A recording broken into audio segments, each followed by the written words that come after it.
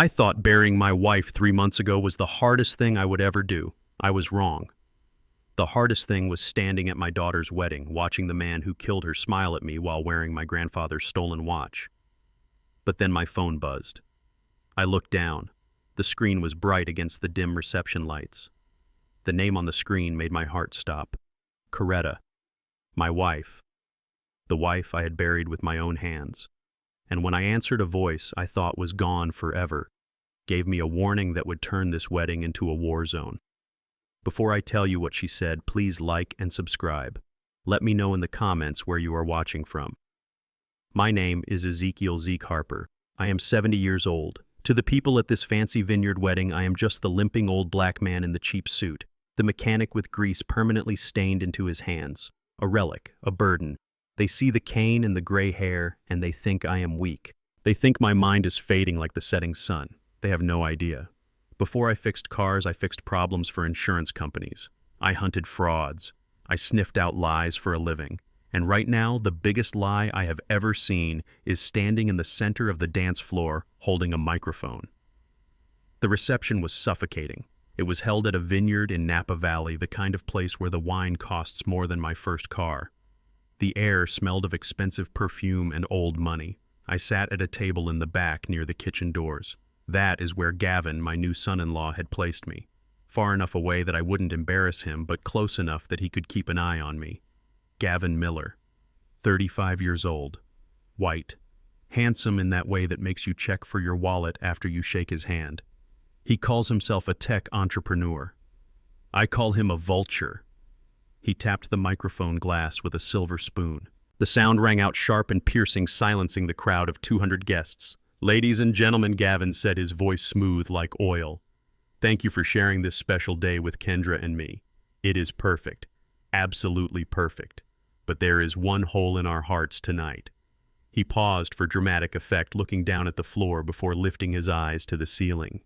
"We are missing the heart of this family, our beloved Coretta. Mom, if you are watching from above, I hope you are proud. We miss you every single day." A murmur of sympathy rippled through the crowd. I saw women dabbing their eyes with silk handkerchiefs. I saw men nodding solemnly. They bought it. They bought the grieving son-in-law act hook, line, and sinker. I gripped the edge of the table so hard my knuckles turned the color of ash. My wife Coretta died 3 months ago. The police said it was an accident. They said she slipped on the stairs. But Coretta had the balance of a dancer. She never slipped. And the only person home when she fell was Gavin. He continued his speech talking about legacy and family and love. He raised his hand to toast and his sleeve pulled back. That was when I saw it. The light from the chandelier caught the gold band on his wrist. My breath hitched in my throat. It was a vintage Patek Philippe. It was scratched on the side near the crown. It was my grandfather's watch. The watch I kept in a locked box in my study. The watch I had promised to give my grandson if I ever had one. Gavin had stolen it. He was wearing my family history on his wrist while toasting the woman whose death benefited him the most. He caught my eye across the room. He did not look away. He smiled. A small, cold smile that said, "I have everything and you have nothing." I wanted to stand up. I wanted to march over there and break his jaw with my cane. But I stayed seated. I knew better. In a room full of his wealthy friends and investors, I would just look like the angry, crazy old black man. That is the narrative he had been spinning for weeks. That grief had made Zeke unstable. That Zeke was losing his grip. If I acted out now, I would be playing right into his hands. I had to be smarter. I had to be the investigator I used to be, not the broken widower I had become. I reached for my glass of water, my hand trembling with a rage I had not felt since Vietnam. I needed to cool down. I needed to think. And then it happened. My phone was sitting on the white tablecloth next to my plate. It vibrated, a harsh buzzing sound against the wood. I frowned. Nobody called me. The only person who used to call me every day was Coretta. I picked it up, intending to silence it. I looked at the screen. The world stopped. The music faded. The laughter of the guests turned into a dull roar. The caller ID shone in bright white letters. Coretta. My heart hammered against my ribs like a trapped bird. This was impossible. Her phone was in the evidence locker at the police station. Or it was supposed to be. The phone buzzed again, and again, demanding, urgent. I looked around. Nobody was paying attention to me. All eyes were on Gavin and Kendra, who were kissing in the center of the room. My thumb hovered over the green button. My hand was shaking so badly I almost dropped the device. Was this a cruel prank? Was Gavin mocking me? I slid my thumb across the screen. I lifted the phone to my ear. "Hello?"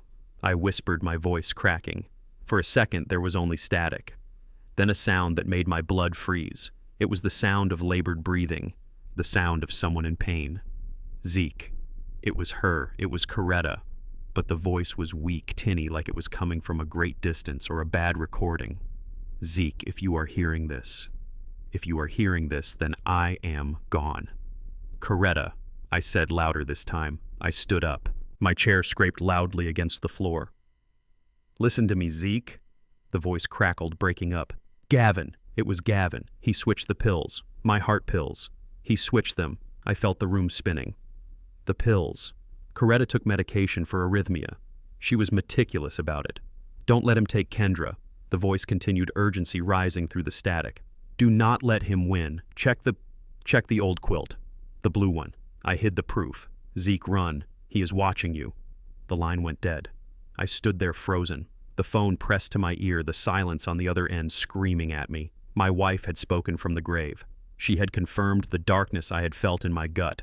It wasn't an accident. It was murder. He switched the pills. A wave of nausea hit me. I swayed my cane, slipping on the polished floor. I reached out to steady myself, and my hand hit a tower of champagne glasses on the waiter's tray passing by. The crash was deafening. Glass shattered. Champagne sprayed everywhere. The music stopped abruptly. Every head in the room turned toward me. 200 pairs of eyes staring at the old man making a mess in the corner. But I did not care about them. I locked eyes with Gavin. He was staring at me. His smile was gone. In its place was a look of pure predatory alertness. He looked like a wolf that had just sensed a change in the wind. He whispered something to Kendra, then let go of her hand. He started walking toward me.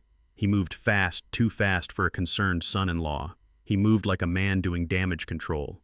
"Dad." He called out, his voice projecting concern, but his eyes cold as ice.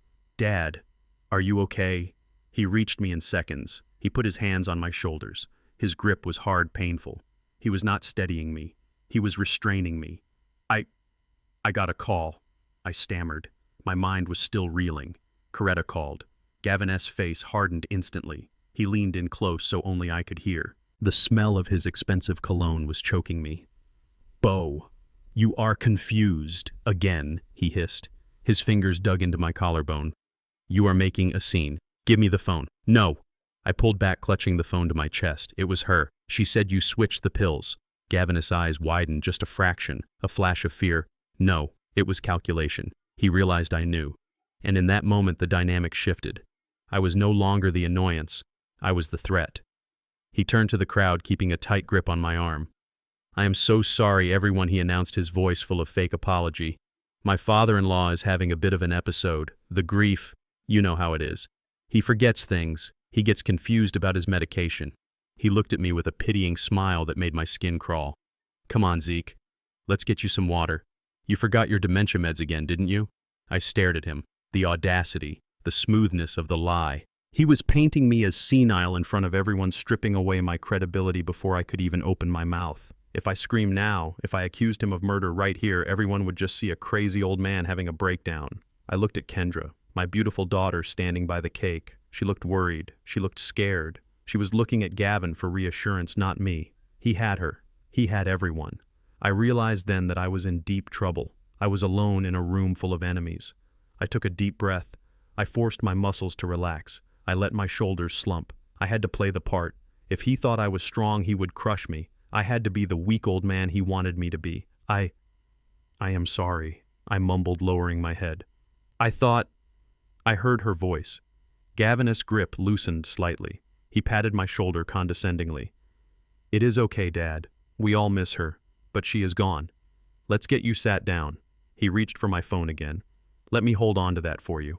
We don't want you getting upset again." I pulled the phone away and shoved it deep into my jacket pocket. "No," I said. My voice was shaky but firm. "It is my phone. I will keep it." Gavin stared at me for a long second. He was weighing his options. He couldn't wrestle me for it in front of the guests. "Fine," he said curtly, "but stay here. Don't move. Don't talk to anyone. I will have the car bring you home. You are done for the night." He turned his back on me and walked back to the center of the room, instantly switching his smile back on. "Sorry, folks," Crisis averted. "Let's get back to the party." The music started again. The guests went back to their drinks, dismissing me as a sad footnote to the evening. I sat back down, my heart still racing. I felt the shape of the phone in my pocket. It was a weapon now. Coretta's message played over and over in my mind. Check the old quilt. The blue one. I knew that quilt. It was in the linen closet at our house. The house Gavin was trying to convince me to sell. I looked at Gavin laughing with his friends, clinking glasses, wearing my watch, living on my dime. He thought he had won. He thought he had neutralized me. He was wrong. I wasn't confused. I wasn't senile. And I wasn't done. I watched him carefully. I saw him whisper something to Kendra, then glance back at me. He didn't trust me. He was going to make a move. I had to move first. I waited until the waiters brought out the main course. When the room was busy with the clatter of silverware, I grabbed my cane. I didn't wait for the car he promised. I wasn't going where he wanted me to go. I slipped out the kitchen doors, past the steaming pots and the shouting chefs. I walked out into the cool night air of the parking lot. My hands were shaking, but my mind was clear for the first time in months. He switched the pills. I limped toward my old pickup truck parked far away from the luxury sedans. I got in and locked the doors. I wasn't going back to the party. I was going to the house. I was going to find that quilt. And if Gavin Miller thought he could kill my wife and steal my daughter, he was about to learn that Ezekiel Harper was not just a retired mechanic. I started the engine. The headlights cut through the darkness. The hunt was on. Scene 1. I pulled my truck into the driveway of the house that had been my home for 40 years. It looked different now, darker, colder. Without Coretta, the lights seemed dim, even when they were turned on. The silence inside was heavy, like a physical weight pressing against my chest. I locked the door behind me and leaned against the wood, breathing hard. My leg throbbed. The adrenaline from the wedding was fading, leaving behind a cold ache in my bones. I took the phone out of my pocket. My hands were steady now. The tremor I had faked at the party was gone. I navigated to the voicemail. I needed to hear it again. I needed to understand. "Zeke, if you are hearing this, I am gone." It was a recording, a scheduled message sent via a service she must have set up months ago. My wife was smarter than anyone gave her credit for. She knew. She knew she was in danger, and she had set a failsafe. A dead man's switch triggered on the day our daughter married the man she feared. I walked into the hallway. The floorboards creaked under my boots.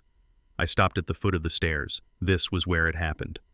3 months ago, I had come home from the grocery store to find police cars in my driveway. Lights flashing. Sirens silent. The silence of death. They told me she had slipped. A tragic accident, they called it. Old houses have steep stairs. Mrs. Harper was getting older. Her balance wasn't what it used to be. I looked at the spot on the floor where they found her. I closed my eyes, and I could see the chalk outline in my mind. Bullshit. Coretta had walked these stairs in the dark, carrying laundry baskets and crying babies for decades. She never slipped. Not once. And Gavin. Gavin had been here. He said he came over to fix the sink. He said he found her like that. He said he tried CPR. I remembered his face that day.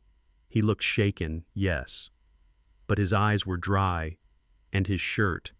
His shirt was perfectly tucked in. If you are doing CPR on your mother-in-law, your shirt does not stay tucked in. You do not look composed. You look like a mess. He killed her. The realization settled in my gut like a stone. He pushed her, or he poisoned her and watched her fall. And now he was sleeping in a hotel suite with my daughter. I walked into the kitchen. I needed coffee. Black. Strong. I had a long night ahead of me. The house felt like a crime scene now. Every shadow held a secret. I was halfway through my second cup when I saw the headlights sweep across the living room wall. It was 2 a.m. Who comes to visit at 2 a.m. on their wedding night? I moved to the window and peered through the blinds. A sleek black car was parked in the driveway. The engine cut off. The doors opened. It was them, Gavin and Kendra. I felt a surge of panic. Had he come to finish the job? Did he know I had the phone? I sat down at the kitchen table and hunched my shoulders. I let my mouth hang open slightly. I made my hand shake. The key turned in the lock. The door opened. Dad, Kendra called out. Her voice was soft, tired. "Dad, are you awake?" I didn't answer. I stared at my coffee cup, letting the liquid slosh over the rim. They walked into the kitchen. Kendra was still in her going-away dress, but she looked exhausted. Her makeup was smudged. Gavin was right behind her, still wearing his tuxedo minus the tie. He looked alert, wired. "Oh, Dad." Kendra sighed, coming over to hug me. "We were so worried.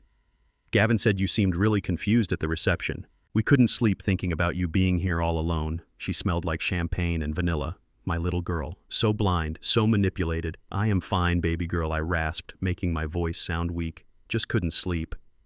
The house makes noises. Gavin didn't hug me. He stood by the refrigerator, scanning the room. His eyes were darting everywhere, like a thief casing a joint. "We just wanted to check on you, Zeke," he said. "And well, we need to grab some papers. For the insurance. Since we are here." "Papers. At 2 a.m. "What papers?" I asked, looking up at him with watery eyes. "Just some policy updates," Gavin said, waving his hand dismissively. "Don't worry about it. I will just look in the study real quick." He didn't wait for permission. He walked past me and headed straight for my office. My sanctuary. The place where I kept my files, my old cases, and Coretta's things. I started to stand up, but my leg gave out. I stumbled, knocking into the table. "Dad." Kendra grabbed my arm, helping me sit back down. "Be careful. See, this is what we are talking about. You shouldn't be here alone," Gavin shouted from the other room. "Zeke, where is the key to the filing cabinet?" "It is open," I yelled back. My voice sounded thin, pathetic. I hated myself for playing this role, but I had to. If he knew I was sharp, he would kill me tonight. I heard drawers being yanked open, papers shuffling. He wasn't looking for insurance policies. He was looking for the will, or maybe he was looking for whatever Coretta had hidden. He came back into the kitchen 5 minutes later, empty-handed. His jaw was tight. He hadn't found what he wanted. "This place is a mess, Zeke," he said, looking around with disdain. "You know, Kendra and I were talking on the drive over. This house, it is too much for you. The maintenance, the stairs, it is dangerous." He walked over to the counter and leaned against it, crossing his arms. "The market is hot right now, Zeke. Developers are buying up lots in this neighborhood for top dollar. We could get you a nice condo, something on one level, assisted living maybe, with nurses." He smiled, but his eyes were dead. "You could sell this place for a fortune. Why keep it? It is just dust and ghosts now." He was pushing. He wanted me out. He wanted to sell the house, liquefy the assets, and take control. I looked at him. I wanted to tell him to get out of my house. I wanted to tell him I knew he was a murderer. Instead, I reached for my water glass. I let my hand tremble violently. The glass slipped from my fingers. It hit the floor and shattered. Water splashed onto Gavin's polished shoes. "Oh, God," I cried out, shrinking back in my chair. "I am sorry. I am so sorry. Look at me. I am a mess." Gavin jumped back, looking at his wet shoes with pure disgust. For a second, the mask slipped. I saw the hatred, the annoyance, the absolute loathing he felt for me. "Jesus Christ, Zeke," he muttered. "Gavin," Kendra snapped. "He didn't mean it. He is falling apart, Kendra." Gavin said, his voice cold. "Look at him. He can't even hold a glass of water. He is not safe here. We need to make decisions. Soon." He looked at me one last time. It was a look of dismissal. He saw a broken old man who was wetting himself with water. He didn't see a threat anymore. He saw a nuisance to be disposed of. "Let's go," he said to Kendra. "We will deal with this tomorrow. Clean this up, Zeke. Try not to cut yourself." They left. The door slammed shut. I heard the car start up and drive away. I sat there for a long moment, listening to the silence return. Then I stood up. I didn't need the table for support. My hands were steady as a rock. I walked to the cupboard and got the broom. I swept up the glass. He thought I was weak. Good. That was my advantage. I checked the clock. 3:15. I had work to do. Coretta's message. Check the old quilt. The blue one. I went to the hallway closet. It was stuffed with towels, sheets, and blankets. Coretta never threw anything away. I dug to the back. There it was. The blue patchwork quilt she had made herself 20 years ago. It was heavy, thick, with cotton batting. We used to use it for picnics. I pulled it out and carried it to the kitchen table. I turned on the overhead light. I ran my hands over the fabric. It felt lumpy in places, not just the batting. There was something else inside. I went to my tool drawer and got my utility knife. The blade clicked as I extended it. "I am sorry, Coretta," I whispered. I know you love this blanket. I sliced into the seam. The fabric parted with a ripping sound. I reached inside. My fingers brushed against something hard and plastic. I pulled it out. It was a prescription bottle. Orange plastic white cap. But the label had been peeled off. I opened it. Inside were pills. Small, round, white pills. I knew Coretta's heart medication. They were blue ovals. Digoxin. These were not digoxin. I poured one into my palm. It looked like aspirin, but there were no markings. Why would she hide these? Unless these were the pills Gavin had switched, unless she had found them, realized what they were, and hidden them before he could dispose of the evidence. I put the pill back in the bottle and shoved it into my pocket. I would need to get these tested.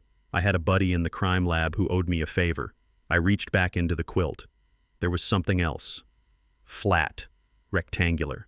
I pulled out a small black notebook. It was one of those cheap pocket diaries you buy at the drugstore. I opened it.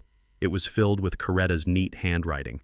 It wasn't a diary of her thoughts. It was a ledger, dates, amounts, names, January 12th, withdrawal $5,000, not me. February 4th, withdrawal $3,000, Gavin's signature on the check. March 10th, jewelry missing, my diamond earrings. Gavin was here yesterday. I flipped through the pages. My hands started to sweat. April 2nd, I found the new insurance policy. He took it out in Zeke's name. Beneficiary is Kendra, but if Kendra dies, it goes to him. My blood ran cold. He wasn't just after me. He was setting up a domino effect. Me first, then Kendra. He was going to wipe out the whole family line. I turned to the last entry. It was dated the day before she died, May 15th. I found the pills in his jacket pocket while he was in the bathroom. They aren't my heart meds. I looked them up online. They cause cardiac arrest in high doses. He is going to kill me. I have to tell Zeke. I have to warn him. But if I tell him now, he will do something rash. He will hurt Gavin and go to jail. I need proof. I am hiding the pills. If anything happens to me, Zeke, check the quilt. I love you, old man. Don't let him win. I closed the book. Tears stung my eyes. She knew. She knew she was going to die, and she spent her last moments trying to protect me, trying to gather evidence. She sacrificed herself to catch him. I slammed my fist onto the table, making the coffee cup jump. I am not going to jail Coretta, I said to the empty room. I am going to send him there. Or I am going to send him straight to hell. I looked at the pill bottle and the notebook. This was a start. But it wasn't enough. A notebook could be faked. Pills could be anyone's. I needed undeniable proof. I needed to catch him in the act. I thought about the camera Gavin had probably set up in the house. He was watching me. He said so. If he was watching me, then two could play at that game. I stood up and walked to the pantry. I reached up to the top shelf behind the cans of beans and pulled down an old dusty box. Inside was my old surveillance kit. It was outdated but functional. Pinhole cameras, audio bugs, motion sensors. I wasn't a senile old man. I was a hunter. And I was about to turn my house into a trap. I spent the next 2 hours working in the dark, moving by memory and touch so Gavin wouldn't see anything unusual if he drove by. I hid a camera in the eyes of the teddy bear on the mantelpiece. I stuck an audio bug under the kitchen table. I placed a motion sensor near the back door. By the time the sun started to peek through the blinds, I was done. My house was wired. I sat back down in my recliner, the notebook hidden in my waistband, the pill bottle taped to the inside of my leg. I closed my eyes, but I didn't sleep. I waited. The war had started, and Gavin Miller had no idea he was fighting a man who had nothing left to lose. I heard a car pull up outside. It was early.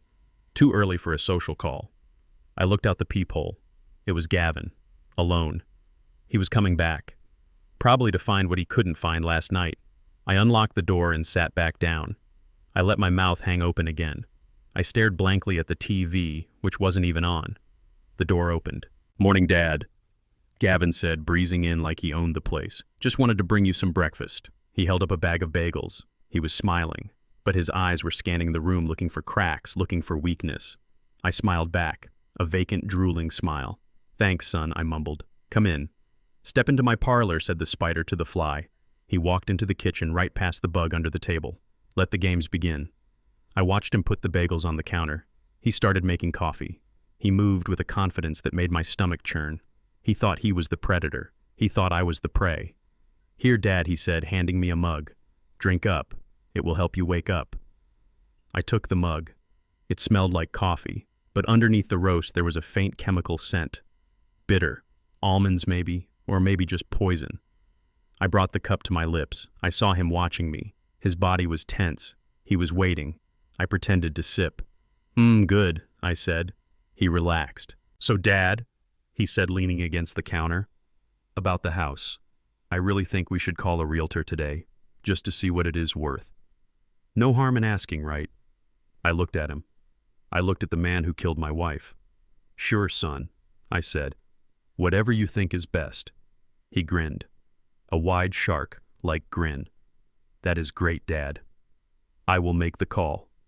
He pulled out his phone. He turned his back to me. I slowly poured the coffee into the plant pot next to my chair. The plant would be dead by tomorrow. But I would be alive, and I would be ready. I touched the notebook in my waistband.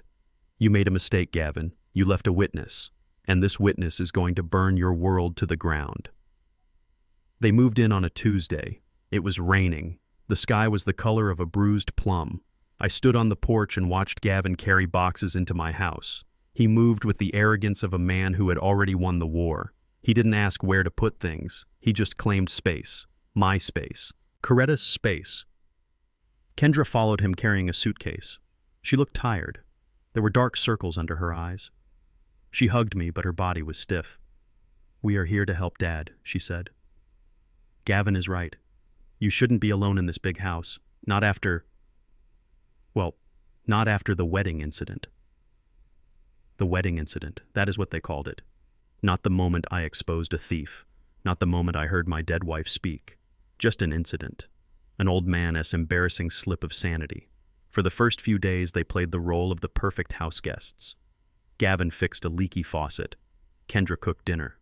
But the air in the house had changed. It was thick with tension. It felt like living in a cage with a tiger that was pretending to be a house cat. Then the games began. It started small. I always left my truck keys on the brass hook by the door. I have done it for 20 years. It is muscle memory. But on Thursday morning, the hook was empty. I searched the kitchen. I checked my pockets. Nothing. Gavin walked in, sipping coffee from one of Coretta's favorite mugs. What are you looking for, Zeke? He asked. My keys, I said. I hung them right there. Gavin shook his head slowly. A look of pity washed over his face. Dad, your keys are in the refrigerator. I saw them next to the milk jug earlier. I thought maybe you put them there to keep them cold. I stared at him. The refrigerator. I walked over and opened the door. There they were, sitting on the wire rack next to the carton of eggs, cold metal against my skin. I didn't put them there, I said. My voice sounded defensive even to my own ears. Of course you didn't, Gavin said soothingly, just like you didn't make a scene at the wedding. It is okay, Zeke. We all have bad days. He patted my shoulder. I flinched. 2 days later, it was the stove. I had made tea. I turned the burner off. I know I did. I heard the click. I saw the flame die. I went to the living room to read the paper. 10 minutes later, Kendra came running in. Dad. The gas. Are you trying to kill us? I rushed into the kitchen. The smell of gas was overpowering. The dial on the stove was turned all the way to high, but there was no flame. I turned it off, I stammered. I swear I turned it off. Kendra looked at me with tears in her eyes. She looked terrified. Dad. I walked in, and it was hissing. If I had lit a candle... God, Dad. Maybe Gavin is right. Maybe you really can't handle living here anymore. I looked at the stove. Then I looked at Gavin standing in the doorway. He wasn't looking at the stove. He was looking at me. His expression was blank. Dead. That night I lay in bed and stared at the ceiling. My hands were shaking. Was I losing it? Was the grief eating holes in my brain? Maybe I did put the keys in the fridge. Maybe I did leave the gas on. Stress does strange things to a man. Trauma breaks you down. I closed my eyes and I saw Coretta. I saw her falling down those stairs. I heard her voice on the phone. He switched the pills. My eyes snapped open. The doubt vanished. It was replaced by a cold, hard rage. No, I was not crazy. I was being hunted. Gaslighting, that is what they call it. It is a psychological war. You make the target question their own reality until they break, until they hand over the keys to the kingdom just to make the confusion stop. Gavin was good at it, but he forgot one thing. I used to catch people who faked injuries for insurance money. I used to catch people who burned down their own businesses. I knew the look of a staged scene. He wanted to play games. Fine, let us play. I waited until the next afternoon. Kendra was at work. Gavin had left to meet with some investors, which I knew was code for meeting his bookie or his mistress. I had the house to myself for 2 hours. I went to the garage. I dug out my old toolbox. Underneath a false bottom covered in greasy rags, I found my stash. It wasn't much, but it was enough. 2 pinhole cameras, wireless, battery-operated, motion-activated, and a high-gain microphone. I moved through the house with a speed that defied my age. My leg hurt, but I ignored it.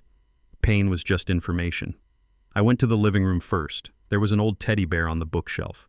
Coretta had kept it since Kendra was a baby. It had black button eyes. I took my pocket knife and carefully slit the seam on the back of the bear's head. I hollowed out a small space in the stuffing. I inserted the camera unit. I positioned the lens right behind the button eye. I poked a tiny hole through the plastic button. Invisible. I sewed it back up. My hands were steady. Decades of fixing engines meant I knew how to be precise. One eye watching the living room. Next, I went to the kitchen. This was the kill zone. This was where the gas incident happened. This was where he would make his move. I chose the top of the kitchen cabinets. There was a decorative vine Coretta had placed there years ago. Fake ivy. Dust catchers, she called them. I nestled the second camera into the leaves. I angled it down so it had a perfect view of the stove, the counter, and the refrigerator. I taped the microphone under the lip of the kitchen island. It would pick up a whisper from 10 feet away. I was just finishing up when I heard the sound of tires on gravel. Gavin. He was back early. I was standing on a chair in the middle of the kitchen. The toolbox was open on the table. Panic flared in my chest. If he saw this, it was over. He would know I wasn't the senile old fool he thought I was. He would know I was hunting him, and he would accelerate his timeline. I heard the car door slam. Footsteps on the porch. I grabbed the chair and shoved it back under the table. I threw a dish towel over the toolbox. The front door handle turned. I grabbed an apple from the fruit bowl and leaned against the counter, trying to slow my breathing.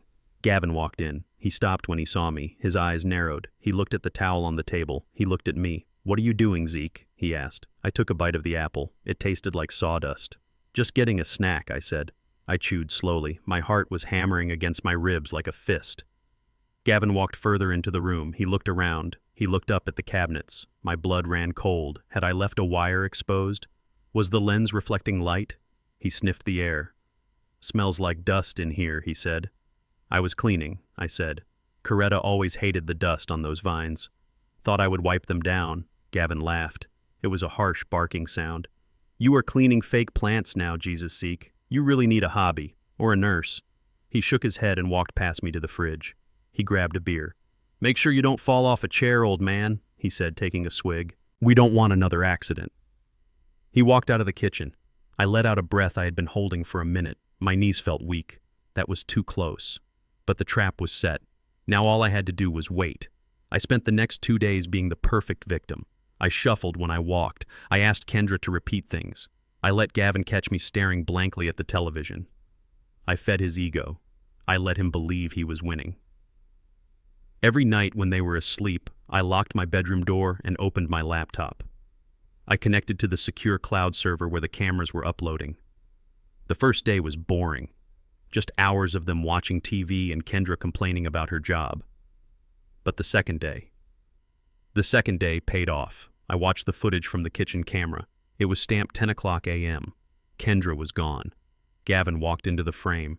He was wearing his bathrobe. He looked relaxed. He was whistling. He opened the cupboard and took out my carton of almond milk. I drank almond milk because regular dairy upset my stomach. Coretta had gotten me hooked on it. He set the carton on the counter. Then he reached into the pocket of his robe. He pulled out a small plastic bag. I leaned closer to the screen. He took a heavy mortar and pestle from the shelf. He poured the contents of the bag into the mortar. It looked like white pills. He began to grind them. He ground them until they were a fine powder. Then he opened the almond milk. He funneled the powder into the carton. He shook it vigorously. He put the milk back in the fridge. He washed the mortar and pestle, drying it carefully and putting it back exactly where he found it. He picked up his phone. He dialed a number. The audio from the microphone under the island kicked in. It was crystal clear. "Hey babe," he said. His voice was different, lower, sexier. It wasn't the voice he used with Kendra. "Yeah, I am still stuck here. It is a nightmare. The old man is still kicking." He laughed. I know I promised. But he is tough. He is like a cockroach. I upped the dose today. Yeah, digoxin. It mimics heart failure. Hard to trace if they aren't looking for it." He paused, listening to the person on the other end. "Don't worry. A few more days and his heart will just give out. Then we sell the house, pay off the shark, and we are on a plane to Cabo. Just you and me. Kendra." "Please, she is a means to an end. Once the money is in my account, she can cry at the funeral alone." He hung up. He grabbed another beer and walked out of the frame. I sat there in the dark, illuminated only by the glow of the laptop screen. I replayed the video. I watched him grind the poison. I watched him shake the carton. I listened to him call my daughter a means to an end. I felt a cold calm settle over me. It was the calm of a soldier before battle, the calm of an executioner. He wasn't just gaslighting me. He wasn't just trying to make me think I was crazy. He was actively killing me, just like he killed Coretta. And he was planning to dump my daughter the moment he got the cash. I closed the laptop. I didn't feel fear anymore. I didn't feel confusion. I felt power. I had him. I had him on video. I had him on audio. I had the smoking gun. But I wasn't going to call the police. Not yet. Police take time. Police need warrants. Police might let him out on bail. And if he got out, he would disappear. Or he would come back and finish the job. No, this required a different kind of justice. I walked to my dresser and opened the bottom drawer. I moved aside the stacks of socks. Underneath was my old service pistol, a 1911 Colt. I checked the magazine. Full. I wasn't going to shoot him. That would be too easy, too quick. I wanted him to suffer. I wanted him to feel the walls closing in. I wanted him to know what it felt like to be the one losing his mind. He wanted to play games with my sanity fine. I put the gun back. Tomorrow morning he would offer me that milk, and tomorrow morning the game would change. I looked at the picture of Coretta on my nightstand. "I got him honey," I whispered. The hunter had just become the prey, and he didn't even know it yet. The morning sun hit the kitchen counter, illuminating the carton of almond milk like it was a holy relic. But I knew better. It was a weapon. I sat at the table, my hands resting on my knees, feeling the cold steel of the table leg against my shin. My leg throbbed, a constant reminder of the cliff, but the pain kept me sharp. Gavin walked in. He was dressed in a suit, sharp and expensive, the kind bought with money he did not earn. He looked like a man ready to close a deal. He opened the fridge and took out the carton, the same carton I had watched him poison the night before. "Morning, Dad," he said, his voice bright and chirpy. "You look tired. Did you sleep okay?" "I didn't sleep at all, son," I rasped, rubbing my eyes. "My stomach, it feels knots." Gavin's eyes lit up, just for a second, a flash of anticipation. He poured the milk into a glass. The white liquid swirled thick and creamy. It looked innocent. That was the scary part. Death didn't always look like a skull and crossbones. Sometimes it looked like breakfast. "Here," he said, placing the glass in front of me. "This will settle your stomach. Almond milk is good for digestion. Drink up." I looked at the glass. I looked at him. He was leaning against the counter watching me. He wasn't even pretending to make his own coffee. He just wanted to see me take that sip. He wanted to see the beginning of the end. I lifted the glass. My hand trembled. This part was not acting. My body knew what was in there, even if my brain was telling it to play along. The smell hit me again. Almonds and chemicals. I brought it to my lips. I tilted the glass. I let the liquid touch my tongue just enough to make it look real. Then I convulsed. I jerked forward, coughing violently. I grabbed the napkin from the table and buried my face in it, spitting the milk out into the folds of the paper before I could swallow a drop. I retched, making the sound loud and wet. "Oh, God," I groaned, clutching my stomach with one hand and keeping the napkin pressed to my mouth with the other. Gavin took a step back, a look of disgust crossing his face. "Jesus, Zeke. Try not to make a mess," he muttered. "I cannot," I gasped, squeezing my eyes shut. "It hurts. It burns." I let my body slump forward. my forehead resting on the table. I dropped the napkin into my lap, folding it quickly to hide the liquid. "I think I need to lie down," I whispered. Gavin stood over me. I could feel his gaze. He was assessing. He was calculating. "Go lie down," then he said, his voice cold. "I have a meeting. I will check on you later." He didn't offer to help me up. He didn't offer to call a doctor. He just watched me struggle to my feet, clutching my stomach, shuffling toward the hallway. "Good luck, Dad," he called out as I reached the door. I went to my room and slammed the door. I locked it. I went straight to the bathroom and rinsed my mouth out with water, spitting until my throat was raw. I checked my pupils in the mirror. Normal. I hadn't swallowed enough to do damage. I waited 5 minutes. I heard the front door open and close. I heard his car start. He was gone. He thought the poison was working. He thought I would be dead or in a coma by the time he got back. He was wrong. I changed my clothes quickly, putting on my old Mechanic S jacket. I grabbed my cane, I grabbed the folder of documents I had prepared weeks ago, and I grabbed a very specific piece of paper from my safe. I slipped out the back door, moving through the garden Coretta loved so much. I didn't take my truck. He might have tracked it. I walked 2 blocks to the bus stop. I was in pain, my ribs aching with every step, but I forced myself to move.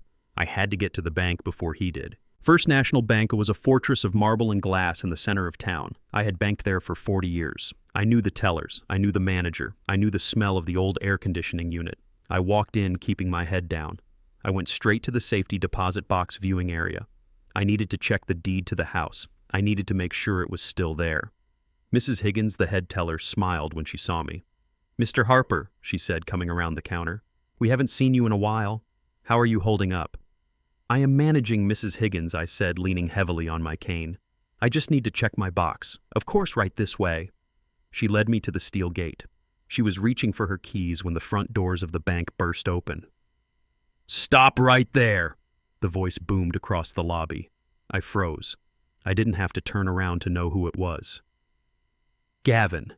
He was striding across the marble floor, his footsteps echoing like gunshots. But he wasn't alone.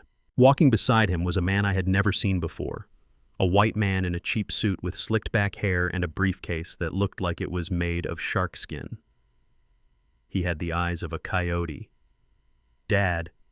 "What do you think you are doing?" Gavin shouted, closing the distance between us. "You are in no condition to be out." He grabbed my arm, spinning me around. His grip was bruising. I looked at him, blinking rapidly, playing the confused old man. "I just wanted to see the papers, son," I stammered. "The house papers." Mrs. Higgins looked between us, alarmed.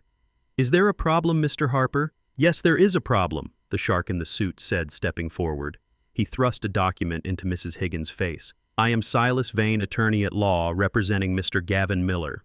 This is a notarized power of attorney granting Mr. Miller full control over Mr. Ezekiel Harper's assets, including his safety deposit box and all bank accounts."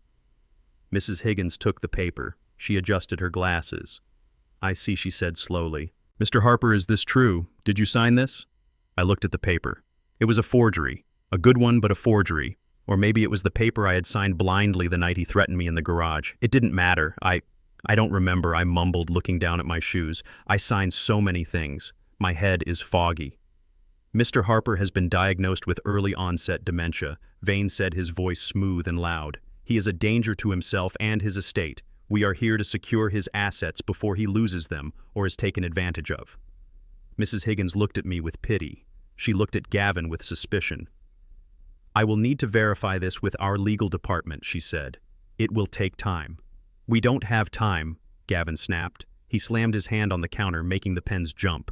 "My father-in-law is trying to steal the deed to a house he can no longer manage. We need access to that box now, or I will sue this bank for negligence and obstruction." He was causing a scene. People were staring. He was using his size, his voice, his whiteness to intimidate a 60-year-old black woman doing her job. Mrs. Higgins looked flustered. "Sir, please lower your voice." "Open the box," Vane demanded. "Or we call the police and have Mr. Harper detained for his own safety." "Police!" That was the magic word. If the police came, they would see a confused old man and a well-dressed son-in-law with a lawyer. They would take me to the hospital. And once I was in the system, Gavin would win. I had to act. I had to lose the battle to win the war. I let out a low moan and sagged against the counter. Okay, I said, my voice trembling. Just let him have it. I don't want any trouble. I just want to go home." Gavin smirked. A triumphant, nasty smirk. "That is better, Dad. Now tell the lady to give us access."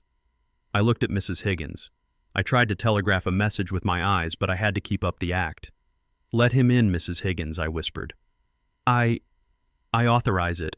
She frowned but nodded. She handed a form across the counter. "I need you to sign here, Mr. Harper, confirming you are granting access today." I took the pen. My hand shook violently. I bent over the paper. I didn't sign Ezekiel Harper. I signed E.Z. Harper. The letters were jagged, uneven. It looked like the signature of a man whose mind was gone. But more importantly, it did not match the signature card they had on file. Gavin didn't notice. He was too busy staring at the steel door of the vault, greed practically dripping from his pores. I pushed the paper back to Mrs. Higgins. And then, under the cover of my sleeve, I slid a small, folded piece of red construction paper across the marble. It was the size of a business card. On it, I had written 3 numbers. 911. This was the Red Protocol. 10 years ago, when I was investigating high-level insurance fraud, I had uncovered a ring of identity thieves targeting banks. I had helped First National upgrade their security protocols. As a thank you, the regional manager gave me a fail-safe, a panic button for my own accounts. If I ever presented a red card or a specific code, it meant I was under duress. It meant I was being coerced. It meant lock everything down, freeze it, burn the bridge. Mrs. Higgins saw the red corner of the paper. Her eyes flicked to mine. I gave a microscopic nod. She didn't blink. She didn't gasp. She was a professional. She slid the red paper under her keyboard along with the form. "Very well," she said, her voice cool and detached. "I will take you back now." She buzzed the gate open.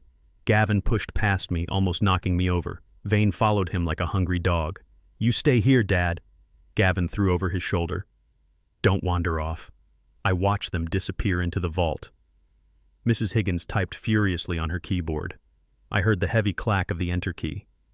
"Done," she whispered without looking at me. What just happened inside the system was invisible but catastrophic for Gavin. Every account linked to my name was instantly frozen. The safety deposit box they were opening contained the deed, yes, but the deed was useless without the ability to transfer it. And any attempt to move funds, any attempt to change ownership would trigger a federal fraud alert. Gavin was walking into a trap. He was going to grab the deed thinking he held the keys to the kingdom. But when he tried to use it, when he tried to access the accounts, he would find out that he was locked out. And because he was using a fake power of attorney and a shady lawyer, the fraud alert would flag him personally. He came out 5 minutes later holding a thick envelope. He was beaming. "Got it," he said to Vane. He looked at me. "Let's go, old man. We are taking you home. And then we are going to have a long talk about your living arrangements." He thought he had won. He thought he had stripped me of everything. I shuffled after him, leaning on my cane, letting him lead me out of the bank. I looked back at Mrs. Higgins. She gave me a small, almost imperceptible wink. "You have the paper, Gavin, you have the envelope. But you don't have the money, and you don't have me." As we walked out into the bright sunlight, I felt a surge of grim satisfaction. He had taken the bait. He had swallowed the hook. Now I just had to reel him in. The drive home was silent. Gavin was texting furiously, probably telling Kendra or his bookie that he had the assets. I stared out the window, watching the familiar streets pass by. When we pulled into the driveway, I saw a strange car parked at the curb. It was a beat-up sedan, rusted at the wheel wells. Gavin frowned. "Who is that?" he muttered. I knew who it was. I had made a call from the hotel the day before. I reached for the door handle. "I think that is for me," I said, dropping the senile act for just a second. Gavin looked at me, surprised by the change in my tone. "What are you talking about?" he asked. I opened the door and stepped out. The pain in my leg was gone, replaced by the cold fire of adrenaline. I turned back to look at him. I said, "I think my ride is here, Gavin, and you might want to check your bank balance. I hear there is a glitch in the system today." I slammed the door before he could answer and started walking toward the sedan where my old friend Strickland was waiting with a smile that said it was time to go to war. I watched Gavin's sleek black car disappear down the winding driveway. He was heading to meet with his lawyer to figure out why his access to my accounts had been blocked. He thought it was a technical glitch. He thought he could fix it with a few angry phone calls. He had no idea he was already in the spider web. But his absence gave me a window, a small, fragile window of time to save the only thing in this world that still mattered to me, my daughter. Kendra was in the living room. She was sitting on the floor surrounded by boxes. She was packing up Coretta's collection of porcelain figurines. My wife had loved those things. She dusted them every Sunday. Now Kendra was wrapping them in newspaper and shoving them into cardboard boxes like they were trash. I walked into the room. My cane tapped against the hardwood floor. The sound was a metronome counting down the seconds of my life. "Kendra," I said softly. She didn't look up. She kept wrapping a shepherdess figurine. Her movements were jerky and aggressive. "What is it, Dad?" she asked. Her voice was tight. "Gavin said you need to rest. You had a big day at the bank." "Gavin is a liar, Kendra," I said. I moved closer. I reached into my waistband and pulled out the small black notebook I had cut out of the quilt. The leather was warm from my body heat. She finally looked up. Her eyes were red-rimmed. She looked exhausted. She looked like a woman who was drowning but refusing to grab the life preserver. "What is that?" she asked, eyeing the book. "It is your mother's diary," I said. "I found it hidden in the blue quilt, the one she made for you." Kendra frowned. "Mom didn't keep a diary. She told me she hated writing things down. She started one," I said, "because she was scared, because she knew something was wrong." I held the book out to her. My hand was steady. "Read it, Kendra. Just read the last entry. Please." She hesitated. For a second, I saw the little girl who used to trust me to catch her when she jumped off the porch swing. She reached out slowly. Her fingers brushed the worn leather cover. She took the book. She opened it. She flipped through the pages. I watched her eyes scan the dates and the numbers. I saw the confusion cloud her face. "This is Mom's handwriting," she whispered. "Read May 15th, I urged, the day before she died." Kendra turned the page. Her lips moved silently as she read the words Coretta had written in fear and desperation. The words about the pills. The words about Gavin. I waited for the shock. I waited for the horror. I waited for her to look at me and say, "Oh my God, Dad, you were right." Instead, her face hardened. It was like watching a steel door slam shut. She closed the book with a snap. She looked at me and her eyes were cold. "You wrote this," she said. I stepped back as if she had slapped me. "What?" I gasped. "Kendra, look at the handwriting. Look at the details." "I know Mama's handwriting," she said, standing up. "But I also know you. You have been obsessed with ruining Gavin since the day I brought him home. You forged this." "Kendra, that is insane," I said, my voice rising. "Why would I do that? Why would I use your mother's memory like that?" "Because you are jealous," she shouted. The accusation hung in the air. It was ugly and raw. "You are jealous because he is young and successful, and he is taking care of me in a way you never could," she continued, her voice shaking with rage. "And you hate him because he is white." The words hit me like a physical blow. I felt the air leave my lungs. What I whispered. "Gavin told me," she said. "He told me how you look at him. He told me about the comments you make when you think no one is listening. You cannot stand that I married a white man. You think he is stealing your heritage or some nonsense. You are a bitter, prejudiced old man." I stared at my daughter, my beautiful, smart daughter. She was parroting his words. I could hear Gavin's cadence in her voice. I could hear his poison dripping from her lips. He had twisted everything. My caution he called prejudice. My protection he called jealousy. He had weaponized my own identity against me. "Kendra, I marched in the 60s, I said, my voice trembling with suppressed emotion. I bled for equality. I judged that man on his character, not his skin. And his character is rotten. He is a thief and a murderer." "Stop it!" she screamed. She raised her arm and threw the notebook. It flew past my head and hit the wall with a dull thud. It landed open on the floor, the pages crinkled. Coretta's voice lay there, ignored and discarded by the daughter she died protecting. "You are toxic, Dad," she spat the word out. "You are poisoning this house. You are trying to destroy my marriage because you are lonely and miserable." Mom fell. It was an accident. Gavin tried to save her. He cried for days. And you are trying to frame him. She was crying now, angry, hot tears. "He is trying to help you," she sobbed. "He is trying to get you settled. He is trying to secure our future. And you treat him like a criminal. I am ashamed of you." I looked at her. I really looked at her. I saw the fear behind the anger. She was terrified. Deep down she knew something was wrong. But admitting it would mean her entire life was a lie. It would mean she was sleeping next to a monster. It was easier to blame me. It was easier to make me the villain. Kendra, I said softly, I am not the one lying to you. Check the accounts. Just check your own savings. I don't have to check anything, she yelled. I trust my husband. Unlike you, I know what love is. The front door opened. We both froze. Gavin walked in. He looked flustered. His tie was loosened. The bank issue must have rattled him.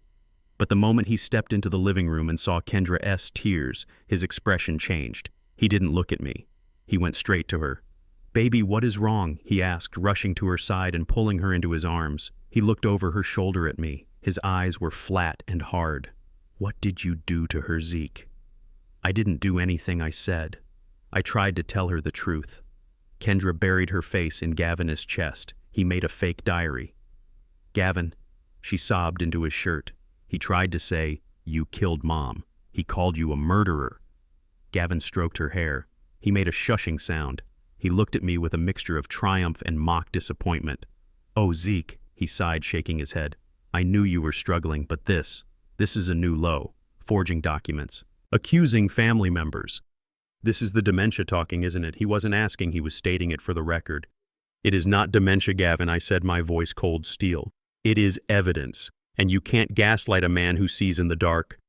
Gavin ignored me. He pulled Kendra closer. I am so sorry you had to hear that, baby, he cooed. Your dad is not well. The doctor warned us about this. Paranoia, aggression, fabricating stories. It is the disease. He was smooth. I had to give him that. He took my attempt to save her and turned it into the final nail in my coffin. Kendra pulled away from him and wiped her eyes. She looked at me. There was no love left in her gaze, only exhaustion and resolve. I cannot do this anymore, Dad, she said. She took a deep breath. Gavin showed me the brochures last night for the facility, Sunny Meadows. My heart went cold. Sunny Meadows was a warehouse for the dying. It was where people sent relatives they wanted to forget. I told him no, she continued. I told him I wanted to keep you here. I wanted to take care of you. But I was wrong. She stepped closer to Gavin, aligning herself with him against me. A united front. You are dangerous, Dad. You are mentally unstable. And you are cruel. She pointed a shaking finger at me. This is your last warning. If you say one more word about Gavin, if you tell one more lie about my mother's death, I will sign the papers. I will put you in that home tonight. And I will never visit you. The threat hung in the air, heavy and final. She meant it. He had twisted her mind so thoroughly that she saw her protector as her abuser. I looked at the notebook lying on the floor. I looked at Gavin's smug face peeking out from behind my daughter's shoulder. I realized then that I had lost her. Not to death, but to something worse. I had lost her to him. If I kept pushing now, she would lock me away. And if I was locked away, I couldn't stop him. I couldn't get justice for Coretta. I had to retreat. I had to accept the defeat of this battle to stay alive for the war. I lowered my head. I let my shoulders slump. I let the old man take over again. I am sorry, Kendra, I mumbled, looking at my feet. I miss her so much. Sometimes I get confused. Gavin smiled. It was the smile of a shark that just tasted blood. See, baby, he said, kissing her forehead. He doesn't mean it. He is just sick. Kendra let out a long, shuddering breath. Go to your room, Dad, she said. Just go to your room. We will talk about this tomorrow. I nodded. I turned around and shuffled toward the hallway, leaning heavily on my cane. I walked past the notebook. I wanted to pick it up. I wanted to salvage the last piece of my wife. But I left it there. Gavin would burn it. I knew that. He would burn it and flush the ashes. But he didn't know I had already photographed every single page. I walked into my bedroom and closed the door. I didn't lock it. That would seem suspicious. I sat on the edge of the bed. I felt hollowed out. My own daughter hated me. She thought I was a racist, senile monster. But as I sat there in the dark listening to them murmur in the living room, the resolve in my gut hardened into diamond. I was alone now. Truly alone. No allies in this house. No daughter to protect me. Good. I worked better alone. I pulled out my burner phone, the one I had bought at the convenience store along with the camera equipment. I dialed a number I hadn't called in 20 years. It rang twice. Strickland Law Offices, a gruff voice answered. Frank, it is Zeke, I said. There was a pause, then a low chuckle. Zeke Harper, I thought you were dead. Not yet, Frank, I said, but I need a favor. I need you to write a will. A very specific kind of will. What kind, Frank asked. The kind that acts like a landmine, I said. I looked at the door. I could hear Gavin laughing. He was probably celebrating. Laugh while you can, son, I whispered. Because tomorrow, you are going to step on the trigger. I backed my old Ford truck out of the driveway just as the sun began to dip below the horizon. The engine purred with a familiar rumble that usually calmed my nerves. I needed to see Strickland. I needed to set the legal trap that would snap Gavin S.'s neck. I turned onto the main road that wound down the hill toward the city. It was a steep descent with sharp curves and a drop-off that looked straight down into the rocky ravine below. I had driven this road 1,000 times. I knew every pothole. I knew every twist. I accelerated slightly to make the first bend. The speedometer climbed to 40. I saw the hairpin turn approaching. I lifted my foot off the gas and pressed the brake pedal. It went all the way to the floor. There was no resistance, no friction, just a sickening, hollow thump as the pedal hit the metal floorboard. My heart slammed against my ribs. I pumped the brakes. Once, twice, 3 times, nothing. 3 times. The truck was picking up speed, 50, 55. The guardrail was coming up fast. Behind it was a 100-foot drop. He cut the lines. The realization hit me with the force of a physical blow. Gavin hadn't just tampered with my mind. He had tampered with my truck. He wanted me dead on the road. An old man who lost control on a winding turn. A tragic accident. I gripped the steering wheel until my knuckles turned white. Panic tried to seize my throat, but I shoved it down. I wasn't just a mechanic. In my 20s, I had run stock cars on dirt tracks in Georgia. I knew how to handle a machine that wanted to kill me. I didn't scream.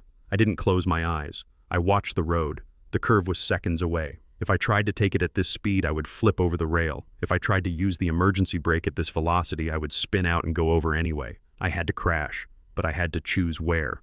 To my right was the cliff. To my left was a dense thicket of oak trees and scrub brush. It was a wall of wood and leaves. It would hurt. It might kill me, but the cliff was a guarantee. I made my choice. I wrenched the wheel hard to the left.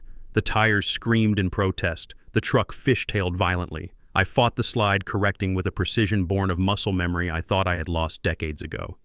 The truck careened off the asphalt. We hit the dirt shoulder. Dust exploded around the windshield. The world turned into a blur of green and brown.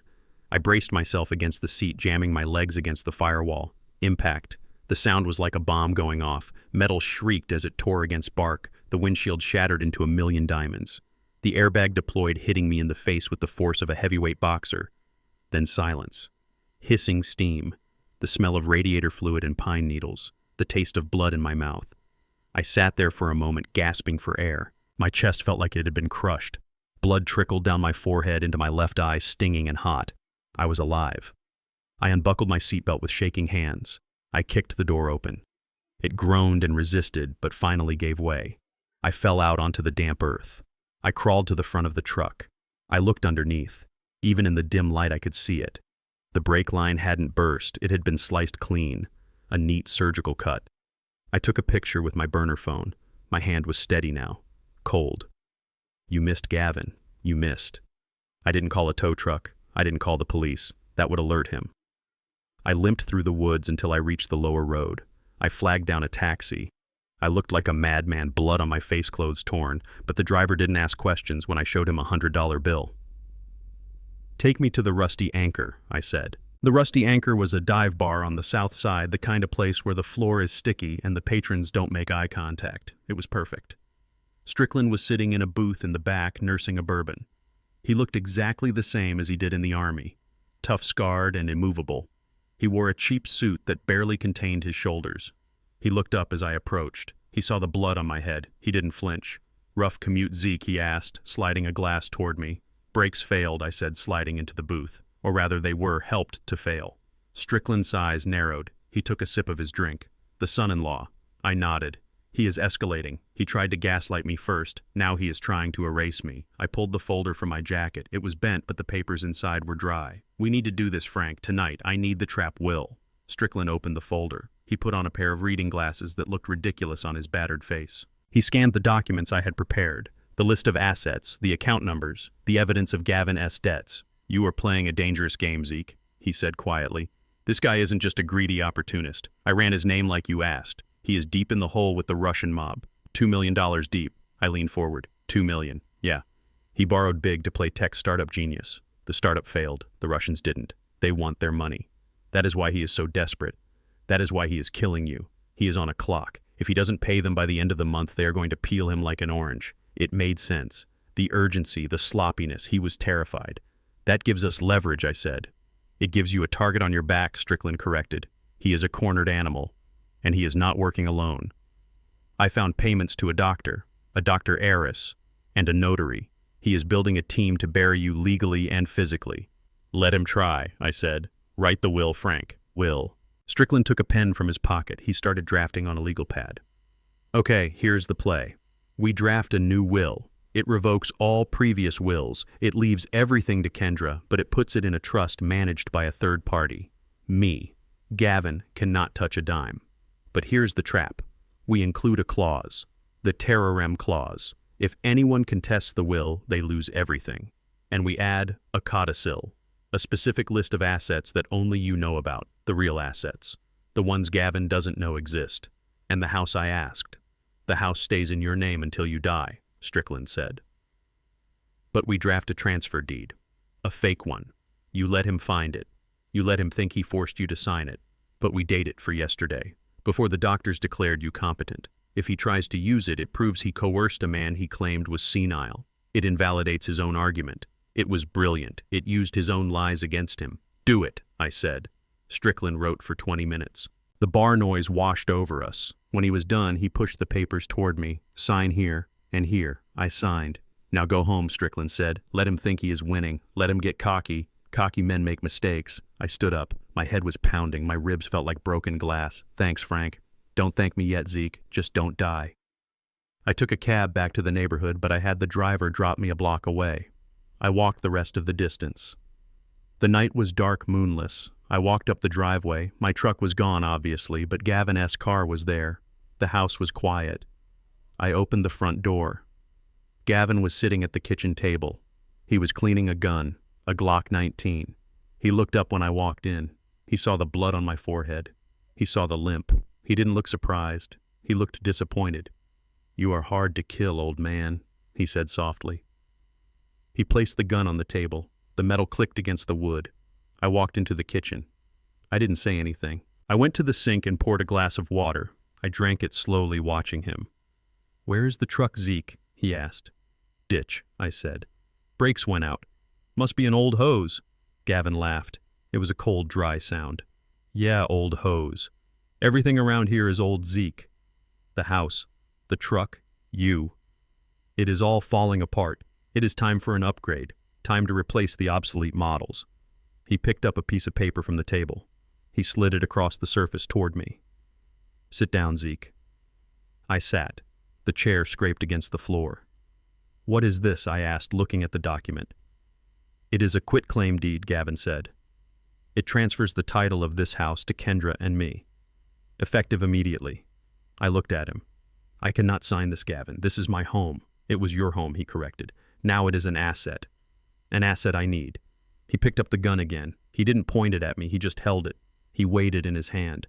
You know, Zeke, dementia is a tragic thing. People get confused. They get depressed. Sometimes they realize they are a burden to their family. Sometimes they go out to the garage and turn on the car engine with the door closed. Sometimes they play with guns they don't understand. He looked me in the eye. The threat was explicit. Sign the house over or commit suicide. Kendra won't believe it, I said. Kendra believes what I tell her to believe, he said. She thinks you are losing your mind. She thinks you are dangerous. If you die tonight, she will cry, but she will be relieved. She will think it was a mercy. My rage boiled hot and fierce. He was talking about my daughter. He was talking about my life. But I remembered Strickland's words. Let him think he is winning. I let my shoulders slump. I let my hand tremble. I let the fear show on my face. Please, Gavin, I whispered. I don't want to die. Then sign the paper, he said, pushing a pen toward me. I picked up the pen. I am right-handed. I have been right-handed for 70 years. Gavin knew that. He had seen me work on cars. He had seen me eat. But in his arrogance, he wasn't paying attention to my hands. He was paying attention to the deed. I switched the pen to my left hand. I gripped it awkwardly. I pressed the tip to the paper. I signed Ezekiel Harper. The signature was shaky. It was jagged. It looked nothing like my real signature.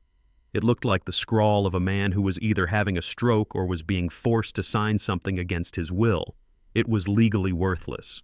It was proof of duress. I pushed the paper back to him. Gavin snatched it up. He looked at the signature. He smiled.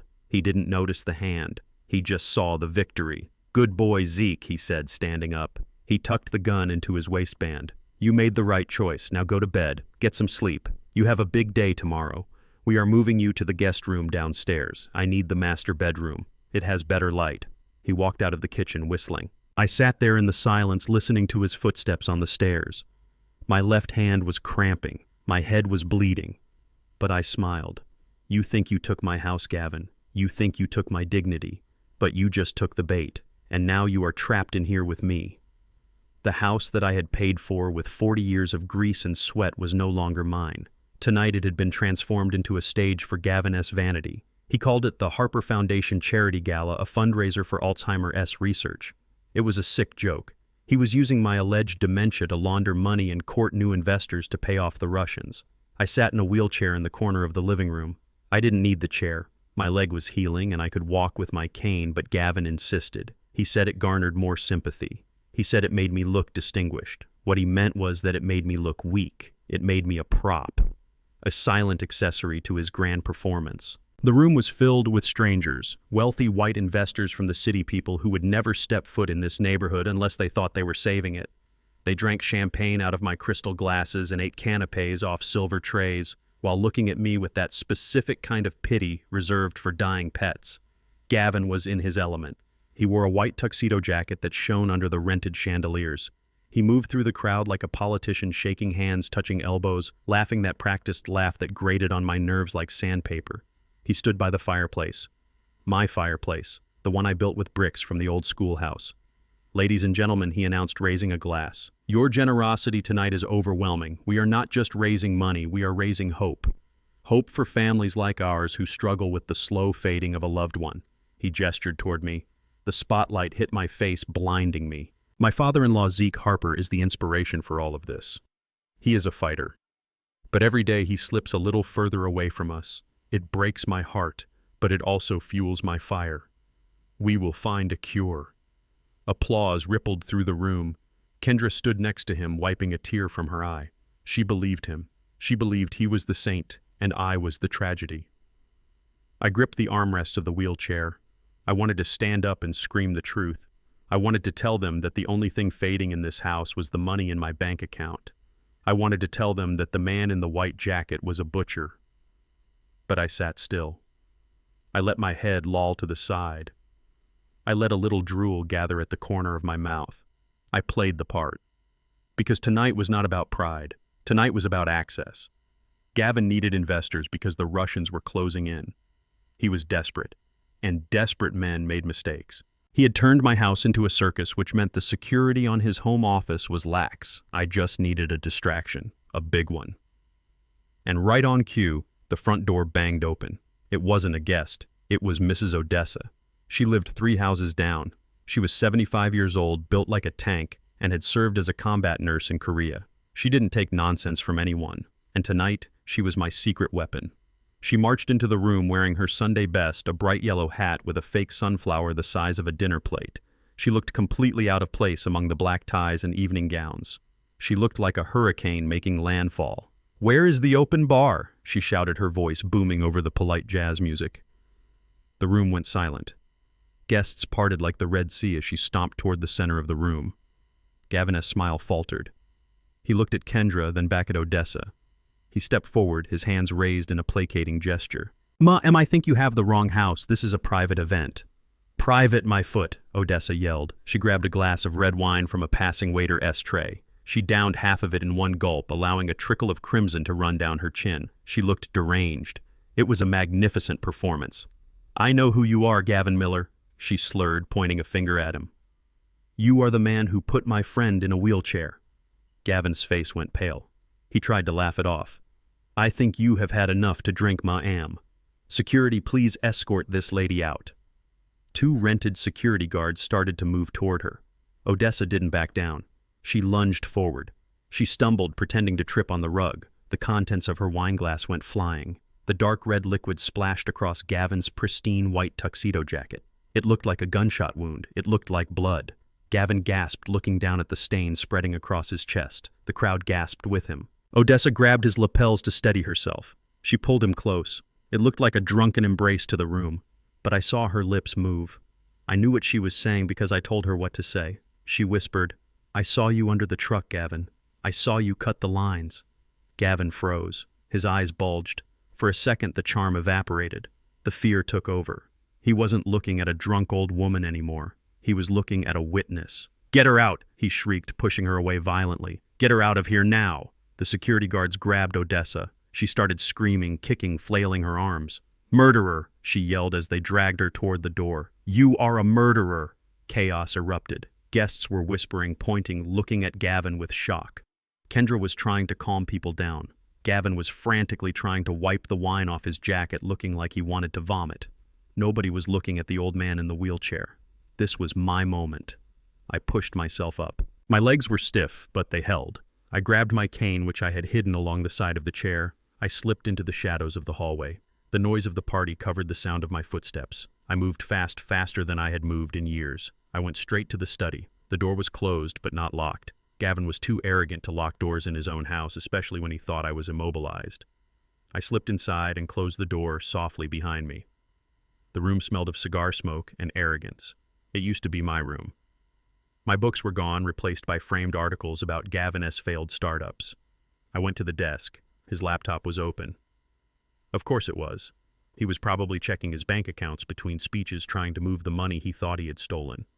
The screen was locked. I pulled a small USB drive from my pocket.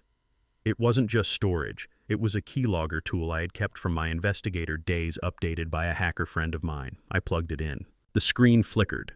A command prompt opened. Code scrolled down the screen, green text on black. I waited. My heart hammered against my ribs. Outside, I could hear the muffled sounds of the party trying to restart. I heard Gavin's voice, high-pitched and strained, trying to explain away the crazy neighbor. He would be coming back here soon to change his jacket. I had maybe 3 minutes. The screen flashed. Access granted. I was in. I didn't waste time looking at the files. I just started copying. I dragged everything. The financial folders, the hidden directories, the chat logs. I saw a folder labeled offshore. I dragged it. I saw a folder labeled pharma. I dragged it. I saw an app running in the background. An encrypted chat service. I opened it. The most recent conversation was with a user named Kitten. Gavin. The old man is still breathing. The poison isn't working fast enough. Kitten. Just use the pillow. Do it tonight. We need the money, Gavin. The Russians are going to break your legs. Gavin. I cannot do it with Kendra here. She is watching him like a hawk. Kitten. Then get rid of her too. An accident. A gas leak. Just finish it. My hand shook as I took a picture of the screen with my burner phone. Kitten was his mistress, and she was urging him to kill my daughter. The download bar crawled across the screen. 70%. 80%. I heard heavy footsteps in the hallway. Zeke Kendra's voice. Dad, where are you? She was looking for me.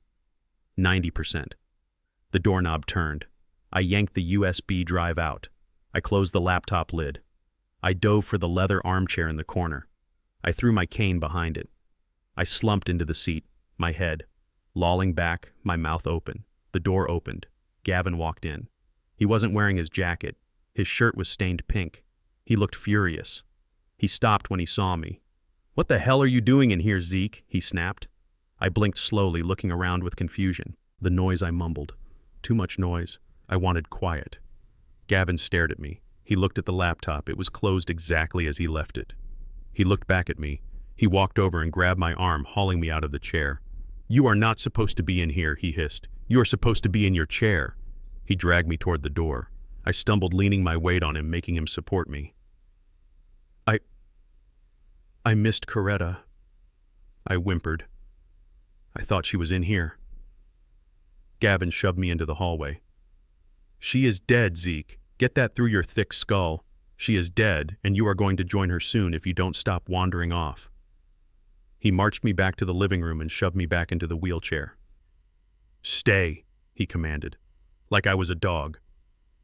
He turned and went back into the study, slamming the door. I sat there gripping the armrests. I felt the cool plastic of the USB drive in my pocket. I had the ledger. I had the chats.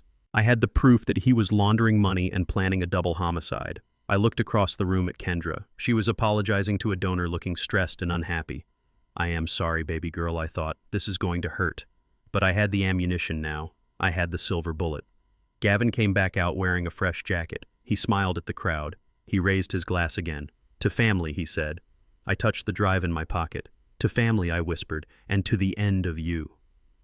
The phone buzzed in my hand, warm against my palm. I sat on the edge of the narrow guest bed, the only piece of furniture Gavin hadn't threatened to sell yet. I unlocked the screen. It was a message from Marcus, my contact at the crime lab. He was a good man, a man who owed me his career after I helped him out of a jam 10 years ago. He didn't ask questions. He just delivered results. The attachment was a PDF. I opened it, my eyes scanning the technical jargon until I found the summary at the bottom. Substance analysis. Identified as digoxin. Concentration 50 milligrams per tablet. Note: standard therapeutic dose is 0.125 milligrams. Lethal toxicity likely with single ingestion. I stopped breathing for a moment. 50 milligrams. Coretta S pills were supposed to be 0.125. Gavin hadn't just tampered with her medication. He had replaced it with a concentrated poison. He had turned her medicine cabinet into a firing squad. I closed my eyes, and I could see her face the last time I saw her alive. She had complained about seeing halos around the lights. She said her stomach hurt. She said her heart felt like it was fluttering like a trapped bird. Those were the symptoms of digoxin toxicity. She was telling me she was dying, and I didn't know. I gave her tea. I told her to rest. A cold fury settled in my chest, replacing the grief. It was a solid, heavy thing. This wasn't manslaughter. This wasn't negligence. This was premeditated, cold-blooded murder. He watched her swallow those pills. He watched her die. And then he pushed her down the stairs to cover up the cause of death. I saved the file to 3 different cloud servers. This was the smoking gun. This was the needle that would inject the lethal injection into his life. But I needed more. I needed to destroy him completely. I needed to make sure he had nothing left when the handcuffs clicked. I heard a crash from the living room, the sound of wood splintering. I put the phone in my pocket and grabbed my cane. I shuffled out of the room, putting on the mask of the confused old man. The living room was being stripped. 2 men in grimy jumpsuits were hauling my grandmother's antique dining table toward the front door. It was solid mahogany, hand-carved, worth more than Gavin S. car. They were dragging it, scraping the legs against the hardwood floor. "Careful with that," Gavin barked. He was standing by the window holding a clipboard. He looked manic. His hair was disheveled, his eyes wild. He was sweating. "Take the paintings too," he shouted, pointing at the oils Coretta had collected over 40 years. "And the rugs. Roll them up." Kendra was standing in the corner. She looked small, broken. She was hugging her arms to her chest, tears streaming down her face. "Gavin, please," she sobbed. "That is Mama's table. We had Thanksgiving there. You cannot sell it." "We have to, Kendra." Gavin snapped, not even looking at her. "The accounts are still frozen. I need cash. The investors are pulling out. We are bleeding money. Do you want to lose the house? Do you want to be on the street?" He was lying. The investors weren't pulling out because they didn't exist. He needed cash for the Russians. He was selling our memories to save his kneecaps. He walked over to the mantelpiece. He picked up a small velvet box. I felt a sharp pain in my chest. I knew what was in that box. It was Coretta S. wedding ring, the one I had put on her finger 45 years ago. The one she never took off until the swelling from the poison made her hands puff up. "No," I whispered. Gavin opened the box. The diamond sparked in the sunlight. It wasn't huge, but it was perfect. Flawless. Just like her. "This should get us a few grand," he muttered. Kendra let out a wail. "Gavin, that is her ring. You promised we would keep it. For our children. Children need food, Kendra." Gavin yelled, turning on her. "Children need a roof. This is just a rock. It is useless sentimentality." He shoved the box into his pocket. I gripped my cane until the wood creaked. Every instinct in my body screamed at me to charge him, to smash his skull, to take back what was mine. But I stood still. I watched. If I stopped him now, it was just a family dispute. If I let him walk out that door with the ring, it was grand larceny. It was theft of an Elder S property. It was a felony that carried mandatory prison time. I had to let him do it. I had to let him break my heart one more time so I could break him forever. He turned and saw me. "What are you looking at, old man?" he sneered. I blinked, my eyes watery. "Are we moving?" I asked, my voice trembling. "Is Coretta coming with us?" Gavin laughed. It was a sound void of humanity. "Yeah, Zeke, we are moving. We are moving you to the poorhouse. And Coretta is already there." He turned back to the movers. "Take the TV. Take the stereo. Take it all." I watched them strip my life bare. I watched Kendra cry and do nothing. I watched the man who killed my wife steal her ring, and I did nothing. I just recorded it all on the camera hidden in the teddy bear on the bookshelf. Take it, Gavin. Take it all, because you are just packing your own prison cell. I turned and shuffled back to my room, leaving them to their looting. I sat at my desk and pulled out the burner phone again. I had one more call to make. A call that would seal his fate. I opened the file I had stolen from his laptop, the chat logs with the Russian number. I dialed the digits. My heart was pounding a slow, heavy rhythm. It rang 3 times. "Da," a voice answered. Deep, rough. The voice of a man who solved problems with a hammer. I didn't speak Russian, but I knew the language of the street. "I am calling about Gavin Miller," I said. There was a pause. The line crackled. "Who is this?" the voice asked. It wasn't friendly. "I am the man who knows why you haven't been paid," I said. The voice laughed, a dry sound like dry leaves crushing. "Gavin says, bank error. Gavin says, tomorrow." "Gavin is lying," I said. "Gavin is broke. He is liquidating assets right now. He is selling his wife's jewelry. He is selling the furniture. So, he pays us." "No," I said. "He isn't paying you. He is buying a ticket. One way." Silence, then a shift in tone. Sharp, dangerous. "Where?" "I don't know yet," I lied. "But I know he has a second passport. And I know he isn't planning on being here when the loan comes due." "Why you tell me this, old man?" "Because he owes me too," I said. "And if he runs, neither of us gets paid." "What you want?" "I want a meeting," I said. "Tonight, midnight, the old shipyard, warehouse 4. You are police." "If I was police, I would be arresting you," I said. "I am just a man who wants his pound of flesh. Come alone, or don't come at all." "But if you don't come, Gavin flies." I hung up. My hands were steady. I felt cold. The kind of cold that comes before a storm. I wasn't a victim anymore. I was a player. And I had just invited the wolves to dinner. I looked at the empty spot on my finger where my own wedding ring used to be before my hands got too arthritic. "I am sorry, Coretta," I whispered. "I let him take your ring, but tonight I am going to get you a headstone made out of his bones." I checked my watch. 6 hours until midnight. Time to get ready. The shipyard at midnight was a graveyard of rusting iron and bad intentions. Fog rolled off the water, thick and smelling of salt and diesel fuel. I parked my rental car 3 blocks away in the shadow of a defunct crane. I didn't want them to see the license plate. Not that it mattered. If tonight went wrong, a license plate would be the least of my worries. I walked toward warehouse 4. My leg ached, a dull throb that shot up my hip with every step on the uneven pavement. I gripped my cane not for support, but because it was made of solid hickory and I could crack a skull with it if I had to. But I hoped I wouldn't. I wasn't here to fight. I was here to trade. The warehouse door was a massive slab of corrugated metal slightly ajar. Orange light spilled out, cutting a jagged line across the wet concrete. I stepped into the light. "Hold it." 2 men stepped out of the shadows. They were big-built like vending machines with necks as thick as my thighs. They wore leather jackets that creaked when they moved.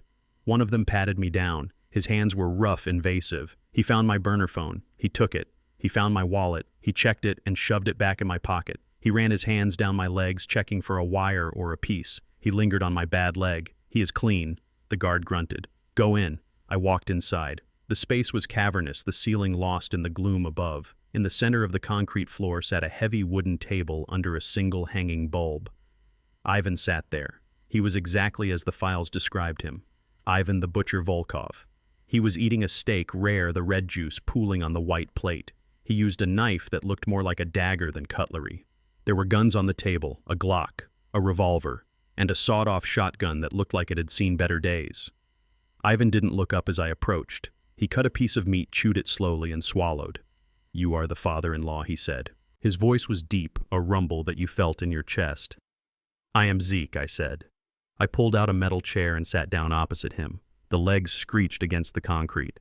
The guards flinched, but Ivan just smiled. "You have balls," old man Ivan said.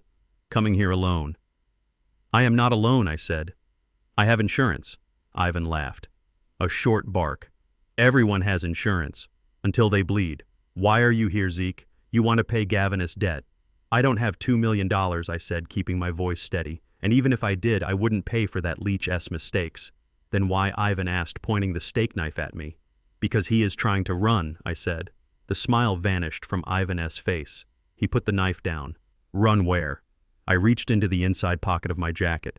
The guards raised their rifles, clicking off the safeties. I moved slowly, deliberately. I pulled out a folded piece of paper. I hacked his laptop, I said, sliding the paper across the table. "He bought a ticket this morning. One way. Cayman Islands. Leaves tomorrow at 6 a.m. Ivan picked up the paper. He read it. His face turned a dark, violent shade of red. The veins in his neck bulged. He slammed his fist onto the table, making the guns jump. "That rat," he roared. "He told me he was liquidating assets. He told me he was selling the house. He is liquidating assets," I said. "He sold my wife's jewelry today. He sold my antique furniture. He emptied the joint account he shares with my daughter. He has about $300,000 in cash and crypto, and he is taking it all with him." Ivan stood up, kicking his chair back. It tumbled over with a crash. "I will kill him," he shouted. "I will peel the skin from his bones. I will feed him to the crabs." He looked at his guards. "Get the car. We go to his house. We finish this tonight." "Wait," I said. I didn't shout, but my voice was sharp, commanding. It was the voice I used when I was lead investigator on a fraud case. Ivan stopped. He looked at me. His eyes were crazy with rage. "You tell me wait, old man. He is stealing my money. If you kill him tonight, you lose the money," I said calmly. Ivan paused. He breathed heavily like a bull. "What you mean?" "The money is in crypto wallets," I said. "I saw the files. It is encrypted. If he dies, the passwords die with him. You get a dead body. You get the satisfaction of revenge. But you lose $2 million. Plus the $300,000 he is stealing right now." Ivan processed this. He looked at the guns. He looked at me. "So what you suggest? We ask him nicely." "No," I said. "You let me handle him." Scene 2. Ivan leaned over the table, his face inches from mine. I could smell the steak and the stale tobacco on his breath. "You handle him," he sneered. "Look at you. You are a cripple. He will break you in half." "He thinks I am senile," I said. "He thinks I am weak. That is my advantage. He doesn't know I know about you. He doesn't know I know about the flight." So Ivan asked, straightening up. "So I keep him here," I said. "I stop him from getting on that plane." "How?" "I create a crisis," I said. "A family crisis. Something he cannot walk away from. I force him to stay. I force him to transfer the assets back to my daughter, and I get him to unlock those wallets." And then Ivan asked, crossing his massive arms. "And then when I have my house back, and my daughter's money is safe, and he is broke and broken, then you can have him." I looked Ivan in the eye. "I don't care what happens to him after that. I just want justice for my wife, and I want my daughter safe. You want your money. We can help each other." Ivan stared at me for a long time. He was weighing the risk. Finally, he picked up his chair and sat back down. "You are a cold bastard, Zeke," he said. "I like that." He picked up a piece of gristle from his plate and tossed it to the floor. "Okay. I give you 24 hours, until tomorrow midnight. If I don't have my money by then, I come to the house, and I kill everyone. Gavin, your daughter, and you." "Understood," I said. But Ivan added, holding up a finger. "He needs to know I am watching. He needs to know the clock is ticking. He thinks he can run. I need to show him he cannot hide." He gestured to one of the guards. "Bring me the box." The guard disappeared into the shadows and returned with a small cardboard box. It looked like a shoebox.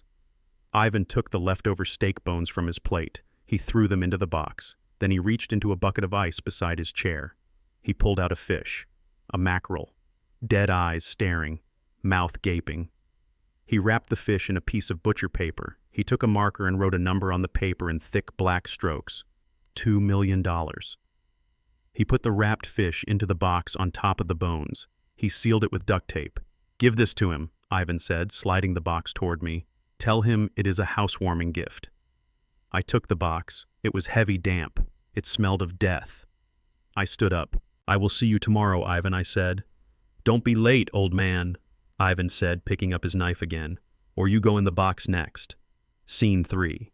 I drove back to the house in the dark, the box sitting on the passenger seat like a passenger from hell. The smell of fish filled the car. It was 2 a.m. when I pulled up down the street. The lights in the house were blazing. Gavin was awake. He was probably packing, probably transferring the last of the funds. I walked up the driveway, keeping to the grass to muffle my footsteps. I placed the box on the front doormat. I pressed the doorbell. Once, long and hard. Then I ran, or hobbled as fast as I could. I ducked into the rhododendron bushes by the side of the porch. I had a clear view of the door. I waited. A minute passed. Then the deadbolt slid back. The door opened. Gavin stood there. He looked wrecked. His hair was standing up. His shirt was unbuttoned. He held a baseball bat in one hand. "Who is there?" he shouted into the night. Silence answered him. He looked left. He looked right. He looked ready to swing at shadows. Then he looked down. He saw the box. He froze. He knew what a package on the doorstep at 2 a.m. meant. It wasn't Amazon. He lowered the bat. He crouched down. He reached out and touched the box tentatively.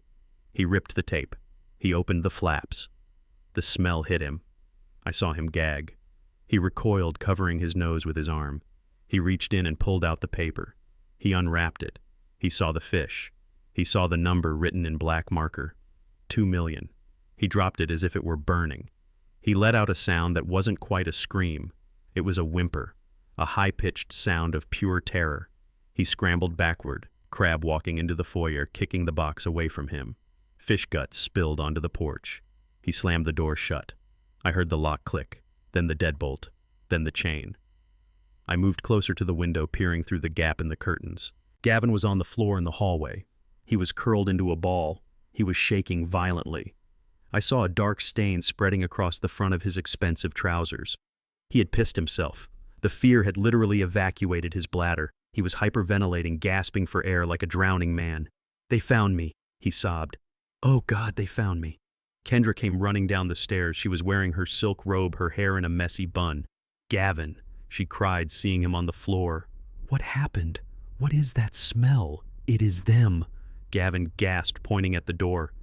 "The investors. They know. They know I am leaving." He stood up, stumbling. He grabbed Kendra by the shoulders. His eyes were wide manic.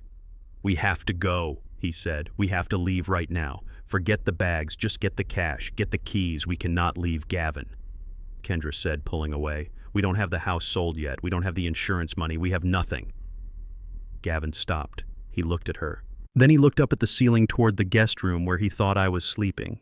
He stopped shaking. His face went slack. The panic receded, replaced by a cold, deadly resolve. "We don't need to sell the house," he whispered. "What?" Kendra asked. "We just need the insurance," Gavin said. "The policy pays out double for accidental death." Kendra stared at him. "Gavin, what are you saying? He isn't dying fast enough," Gavin said, his voice devoid of emotion. "The poison is too slow. He is too strong. We need that money tonight, Kendra, or they are going to come in here and cut us into pieces." "No," Kendra cried. "That is my dad. You cannot. It is him or us," Gavin shouted. He shook her. "Do you want to die, Kendra? Do you want them to hurt you? Because they will. They will do things to you that you cannot imagine." He pushed her away. He walked toward the kitchen. "I have to do this," he said. "It is a mercy, really. He is old. He is sick. He is suffering." He opened a drawer. He didn't take a knife. He took a heavy decorative pillow from the sofa. "I am going to end his suffering," he said. He walked toward the stairs. I watched him go. I felt a strange calm wash over me. He was coming to kill me. He was going to smother me in my sleep. Good. I slipped around to the back of the house. I entered through the kitchen door, which I had left unlocked for this exact moment. I moved silently through the shadows. I didn't go upstairs. I went to the guest room where I was supposed to be sleeping. I arranged the pillows under the blanket to look like a sleeping form. I pulled the sheet up. Then I stepped into the closet, leaving the door cracked open just an inch. I took out my phone. I opened the streaming app. I hit the button marked Go Live. The little red light came on. Come on up, Gavin. Come and get your money. The storm hit just after 3 in the morning. It slammed into the house like a freight train made of wind and rain. The old oak trees in the yard groaned and thrashed against the siding. Thunder shook the floorboards beneath my feet. Then the power went out. The hum of the refrigerator died. The little green lights on the microwave vanished. The house was plunged into a darkness so absolute it felt heavy. It was the kind of blackness that makes you hold your breath. I sat in the closet of the guest room, the door cracked just enough to see the outline of the bed. I wasn't afraid of the dark. I had lived in the dark for months grieving my wife. I knew every creak of this house. I knew where the floorboards squeaked. I knew where the shadows gathered. Gavin did not. To him, this darkness was a monster. It was the reason he couldn't see the trap. It was the reason he was going to make a mistake. The wind howled outside, masking the sound of footsteps on the stairs. But I felt them. I felt the vibration of his weight shifting on the landing. He was coming. He was coming to suffocate a sick old man in his sleep because he was too much of a coward to face his own debts. I checked the live stream on my phone one last time. The signal was strong even in the storm. The night vision on the camera hidden in the smoke detector washed the room in a ghostly green light. Thousands of people were watching. The chat room was scrolling so fast it was a blur. They were witnessing a murder attempt in real time. I put the phone in my pocket. I gripped the cold steel of my grandfather's 12-gauge shotgun. It wasn't loaded with buckshot. It was empty. I didn't need bullets to destroy a man like Gavin. I just needed fear. The door to the guest room creaked open. A silhouette appeared in the doorway. Lightning flashed outside, illuminating him for a split second. He looked like a nightmare. His eyes were wide and manic. His shirt was soaked with sweat. In his hands he held a thick down pillow. It was one of Coretta's favorites. He was going to use my wife's comfort to kill me. He stepped into the room. He was breathing hard. Loud, ragged gasps that sounded like a saw cutting through wood. He was terrified, but he was moving forward. Desperation is a powerful fuel. He crept toward the bed. I had arranged the pillows and blankets perfectly. In the dark, it looked exactly like a frail old man curled up on his side. Gavin stood over the shape. He hesitated for a heartbeat. Maybe it was a flicker of conscience. Maybe it was just fear. Then he raised the pillow. "I am sorry, Zeke," he whispered. His voice was trembling. "I really am, but I have no choice." He lunged. He brought the pillow down hard over where my head should have been. He threw his entire body weight onto the bed. He pressed down with his forearms locking his elbows, trying to crush the windpipe of the man who raised his wife. He pushed and pushed. He was grunting with the effort. He was waiting for the thrashing. He was waiting for the fight. But there was no fight. The shape under the blanket simply compressed. It didn't kick, it didn't struggle, it just flattened. Gavin froze. He pushed harder, thinking maybe I was already dead. Maybe the poison had worked. Then he realized the texture was wrong. He wasn't pressing against bone and gristle, he was pressing against foam and cotton. He ripped the pillow away. He grabbed the blanket and tore it off the bed. A flash of lightning lit up the room again. Gavin stared at the laundry bag I had stuffed with towels. He stared at the empty bed. Confusion washed over his face, followed instantly by pure primal panic. He spun around, scanning the dark corners of the room. "Zeke," he hissed. "Zeke, where are you?" He backed away from the bed. He was hyperventilating now. The hunter had just realized the cage was empty. I let him reach the door. I let him think he could run. Then I racked the shotgun. Clack, clack. The sound was louder than the thunder. It was the universal sound of judgment. Gavin froze. He turned slowly toward the closet. I kicked the door open. I clicked on the heavy tactical flashlight taped to the barrel of the gun. The beam hit him square in the face, blinding him. He screamed. He threw his hands up, dropping the pillow. He stumbled back, tripping over his own feet and crashing into the dresser. "Please," he shrieked. "Please don't shoot." I stepped out of the closet. I didn't limp. I walked tall. I aimed the light and the barrel right at his chest. "Hello, Gavin," I said. My voice was calm, steady. It was the voice of the man I used to be before grief made me quiet. He was shaking so hard his teeth were chattering. He looked at the gun, then at me, then at the nothingness where he thought my dead body would be. "Zeke, listen to me," he babbled, tears running down his face. "It is not what it looks like. I was just checking on you. I was fluffing your pillow." I laughed. It was a dark sound. "You were fluffing my pillow with your entire body weight?" I asked. You were checking on me by trying to crush my skull. I stepped closer. He scrambled backward crab walking until his back hit the wall. He was trapped. I know about the pills, Gavin, I said. I know about the digoxin. I know about the fake deed. I know about the Russians. And I know you killed Coretta. His eyes bulged. No, that was an accident, he cried. Stop lying, I roared. The thunder punctuated my words. Gavin broke. He curled into a ball, covering his head with his hands. I had to, he sobbed. I owe them so much money. They were going to kill me, Zeke. They sent me a fish. A dead fish. So you decided to kill me instead? I asked. You decided my life was the price of your stupidity. He looked up. His face was a mask of snot and tears. He looked pathetic. This was the man who had strutted through my house like a king. This was the man who had called me senile. Just shoot me, he whispered. Just do it. End it. I cannot face them. I cannot go to jail. Just kill me.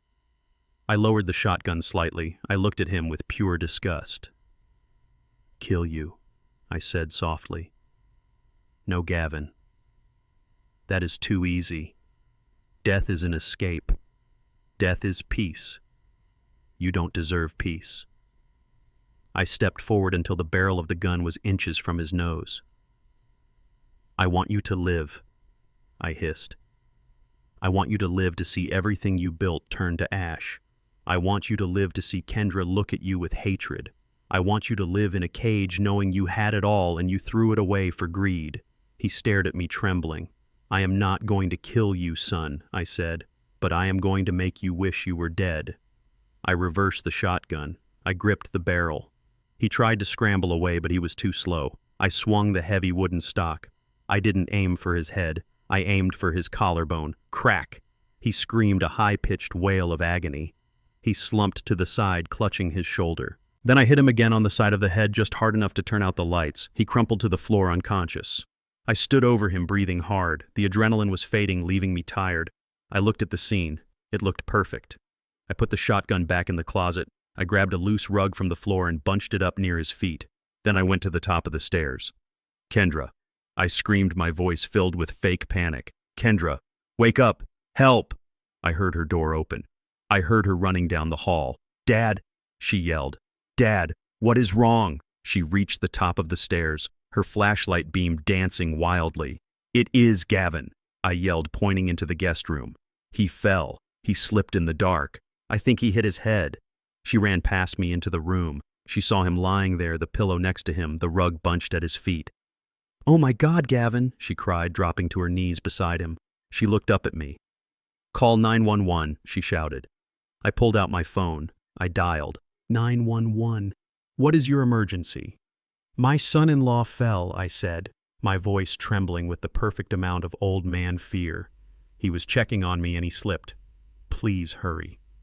I looked at Gavin lying broken on the floor. The police were coming, the paramedics were coming, and tomorrow the reckoning was coming. Sleep tight, Gavin, I thought, because when you wake up, your nightmare begins. The courtroom smelled of lemon polish and stale coffee. It was a sterile cold room designed to strip a man of his dignity, and today it was doing a fine job. I sat at the defense table, my hands folded on the wood, trying to stop them from shaking. I was not shaking from fear. I was shaking from a rage so hot it felt like it was burning a hole through my chest. Across the aisle, Gavin sat next to his lawyer. He looked pathetic. His head was wrapped in a thick, white bandage. His arm was in a sling. He sat in a wheelchair, even though I knew for a fact his legs worked just fine. He was playing the victim. The battered son-in-law who had tried to care for a violent, senile old man. He caught my eye. He didn't smirk this time. He looked sad. He looked like a man carrying the weight of the world. It was a performance worthy of an Oscar. The judge, a stern woman named Hernandez, looked over her glasses at the petition in front of her. We are here for an emergency guardianship hearing regarding Mr. Ezekiel Harper, she said. The petitioners claim Mr. Harper is a danger to himself and others due to advanced cognitive decline. Gavin S. lawyer stood up. He was the same shark from the bank. Vain. Your Honor, he said, his voice dripping with false concern. We are not here to punish Mr. Harper. We are here to save him. 2 nights ago, in a fit of paranoid delusion, Mr. Harper attacked my client with a shotgun.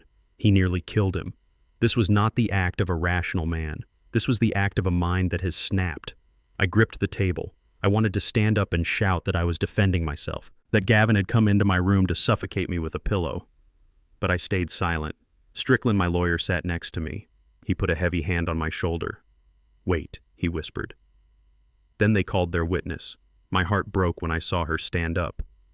Kendra. My daughter walked to the witness stand. She looked terrible. Her eyes were swollen. She wouldn't look at me. She kept her eyes fixed on the floor as she swore to tell the truth. Mrs. Miller Vane asked softly, "Tell the court what you saw that night." Kendra took a shaky breath. She gripped the railing of the stand. "I heard screaming," she whispered. "I ran upstairs. My dad was standing over Gavin. He had a gun. He didn't look like himself. He looked wild. And what did Gavin say happened?" Vane pressed. "He said he was checking on Dad because the power went out." Kendra sobbed. "He said Dad got confused in the dark and attacked him." Vane turned to the judge. "You see, Your Honor, a loving son-in-law checking on an elderly relative brutally assaulted. Mr. Harper believes his family is plotting against him. He believes his dead wife talks to him. He is living in a fantasy world, a violent fantasy world." Kendra looked up then. She looked right at me, and the pain in her eyes was worse than any physical blow I had ever taken. "I am sorry, Dad," she said, her voice breaking. "I have to do this. You are sick. You are going to hurt someone. We just want you to be safe. We want you to go to Sunny Meadows where they can help you." She truly believed it. Gavin had twisted her reality so completely that she thought locking me away was an act of love. She thought she was saving me. I watched my daughter cry and I felt a piece of my soul die. She was testifying against me. She was handing me over to the wolf because she thought he was the shepherd. "Thank you," Mrs. Miller Vane said. "No further questions." Strickland didn't cross-examine her. He knew it would do no good to attack a grieving daughter. He just let her step down, let her return to Gavin's side, where he put a protective arm around her. The judge looked at me. Her face was hard. "Mr. Harper, these are serious allegations," she said. "Do you have anything to say?" I started to stand, but Strickland held me back. "Not yet," he whispered. "Let them play their ace." Vane walked back to his table. He picked up a thick file folder. He held it up like it was the Holy Grail. "Your Honor, testimony is one thing, but science is another. We have here the medical records from Dr. Aris, a respected neurologist. He examined Mr. Harper 2 weeks ago." I frowned. I had never met a Dr. Aris. Vane handed the file to the bailiff, who brought it to the judge. "As you can see," Vane continued, "Dr. Aris conducted a full cognitive evaluation. His findings are conclusive. Mr. Harper is suffering from stage 4 Alzheimer's disease with aggressive tendencies. His brain is deteriorating rapidly. He has lost the ability to distinguish reality from hallucination. He is legally and medically incapacitated." The judge flipped through the pages. She nodded slowly. "The scans are quite clear," she murmured. "The atrophy is significant." Gavin wiped a fake tear from his eye. "It is devastating." "Your Honor," he choked out. "We tried to keep him home. We tried to care for him. But after the attack, we just cannot do it anymore. We need guardianship to get him the care he needs and to secure his assets before he squanders them in his confusion." It was the kill shot. The medical evidence. It didn't matter that it was fake. It was on official letterhead. It had charts and graphs. It was the stamp of authority that the court needed to sign my life away. The judge closed the file. She looked at me with pity.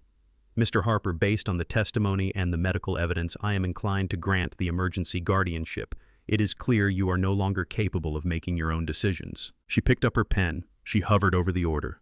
Gavin leaned forward. He was vibrating with anticipation. He was seconds away from owning me. He was seconds away from selling my house, stealing my money, and burying me in a hole called Sunny Meadows. Just as the pen touched the paper, the double doors at the back of the courtroom banged open. The sound echoed like a thunderclap. Everyone turned. Strickland stood up. He buttoned his cheap suit jacket. He looked like a brawler stepping into the ring. "Your Honor," Strickland boomed, "before you sign that death warrant, I have a witness who would like a word." The judge frowned. "This is highly irregular, Mr. Strickland. You had your chance to call witnesses." "This is rebuttal evidence, Your Honor," Strickland said. and it goes directly to the credibility of that medical file you are holding." He gestured to the open doors. "Please welcome Dr. Marcus Thorne, Chief of Staff at St. Jude's Hospital." A tall man in a pristine gray suit walked in. He looked like prestige personified. He carried a briefcase. He walked past Gavin without looking at him. He walked straight to the witness stand. Vane jumped up. "Objection. This witness was not on the list. This witness didn't know his signature was being used to commit a felony until this morning." Strickland countered. The judge's eyes narrowed. "Felony." She put the pen down. "Sit down, Mr. Vane. Dr. Thorne, please take the stand." Dr. Thorne sat. He looked angry. Controlled, but angry. Dr. Thorne, Strickland asked, "Do you know a Dr. Aris?" "I do," Thorne said, his voice crisp. "He was a neurologist on my staff." "Was I fired him 2 hours ago?" Thorne said. A murmur ran through the courtroom. Gavin went rigid in his wheelchair. "Why did you fire him?" Strickland asked. "Because thanks to information provided by your client, Mr. Harper, we conducted an internal audit," Thorne said. "We found that Dr. Aris has been falsifying medical records for cash. Specifically, he accepts bribes to diagnose competency issues in probate cases." Thorne opened his briefcase. He pulled out a stack of bank records. "We traced a payment of $50,000 to Dr. Aris' personal account 3 days ago. The money came from a shell company registered to Mr. Gavin Miller." The courtroom exploded. Kendra gasped, covering her mouth. She looked at Gavin. Gavin looked like he was going to vomit. "Silence," the judge hammered her gavel. Thorne wasn't finished. "Furthermore," he said, holding up the file Vane had submitted, "these scans, they are not Mr. Harper's. They belong to a deceased patient from 3 years ago. We checked the serial numbers. Mr. Harper has never been a patient of Dr. Aris. In fact, Mr. Harper's medical records from his actual physician show he has the blood pressure of a man 20 years younger and 0 signs of cognitive decline." The judge looked at Vane. She looked at Gavin. Her expression changed from pity to fury. "Mr. Vane," she said, her voice low and dangerous. "Do you have an explanation for this?" Vane was sweating. My client provided the documents. I had no idea." Gavin stood up, knocking his wheelchair back. It clattered loudly. "This is a lie," he shouted. "He forgot his limp. He forgot his act. The old man is crazy. He bribed the doctor." "Sit down," the judge roared. But Strickland wasn't done. He walked over to the defense table. He picked up a thick binder. "Your Honor, we have established that the medical evidence is fake. We have established that the petitioner paid for a false diagnosis. But the petitioner's entire argument rests on the idea that Mr. Harper is a poor, helpless mechanic who needs someone to manage his meager assets." Strickland opened the binder. He turned to the gallery. He looked straight at Kendra. "Kendra, honey, listen to me. Your father didn't want you to know this. He wanted you to build your own life. He wanted you to be independent. But you need to know who your father really is." He turned back to the judge. "Ezekiel Harper is not a poor mechanic. For 30 years, he ran a private investigation firm specializing in high-stakes insurance fraud. He took his fees and he invested them. He bought land in the 70s when nobody wanted it. He bought commercial real estate in downtown when it was a slum." Strickland pulled out a document. "A property tax summary. Mr. Harper owns 3 apartment complexes, 2 warehouses, and the land that the new stadium is built on. He holds these assets in a blind trust." He dropped the binder on the judge's bench. "The value of Mr. Harper's estate is not $200,000 as Mr. Miller believes." He paused. The silence was absolute. "The current valuation of Ezekiel Harper's portfolio is $15 million. Gavin made a sound like a dying balloon. His jaw dropped. His eyes bugged out. 15 million. He had been trying to kill me for a house worth 400 grand. He had been trying to steal pennies when he was sitting on a gold mine. Kendra stood up. She looked at me. She looked like she had been slapped. "Dad," she whispered. "Is that true?" I stood up. I didn't need my cane. I stood tall. "It is true, baby girl," I said. "I kept it safe. For you. For your kids." I looked at Gavin. He was staring at me with a mixture of horror and greed. He was doing the math. He was realizing that if he had just been a good husband, if he had just been a decent man, he would have had it all. But he got greedy. And now he had nothing. "Mr. Harper is not incapacitated," Strickland concluded. "He is the CEO of a holding company. He is sharp. He is lucid. And he is currently the only thing standing between Mr. Miller and a prison cell." The judge looked at Gavin. The disgust on her face was palpable. "Petition denied," she said, slamming the gavel. "And Mr. Vane, I am referring you to the Bar Association." Mr. Miller, do not leave town. The district attorney will be very interested in these bank records. Court is adjourned. Gavin collapsed into his chair. He looked small. He looked defeated. But I knew him. I knew the look in his eyes. It wasn't remorse. It was panic. The Russians. He hadn't paid them. He had spent his last dime on the fake doctor, and now the world knew he was broke. I walked past him on my way out. I leaned down. "Tick-tock, Gavin," I whispered. He looked up at me. There was no arrogance left. Just fear. Pure animal fear. "You ruined me," he hissed. "No, son," I said, straightening my tie. "You ruined yourself." I just turned on the lights. I walked out of the courtroom, leaving him to the sharks. But I knew it wasn't over. A rat is most dangerous when it is trapped.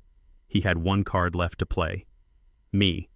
He couldn't get the money legally, so now he would have to take it the hard way. I looked at Kendra standing alone in the aisle. She looked lost. I had saved her inheritance. Now I had to save her life. 3 days after the judge nearly threw him in jail, Gavin did the only thing a narcissist knows how to do. He doubled down. He organized a birthday party for Kendra. It was not a celebration. It was a desperate trade show.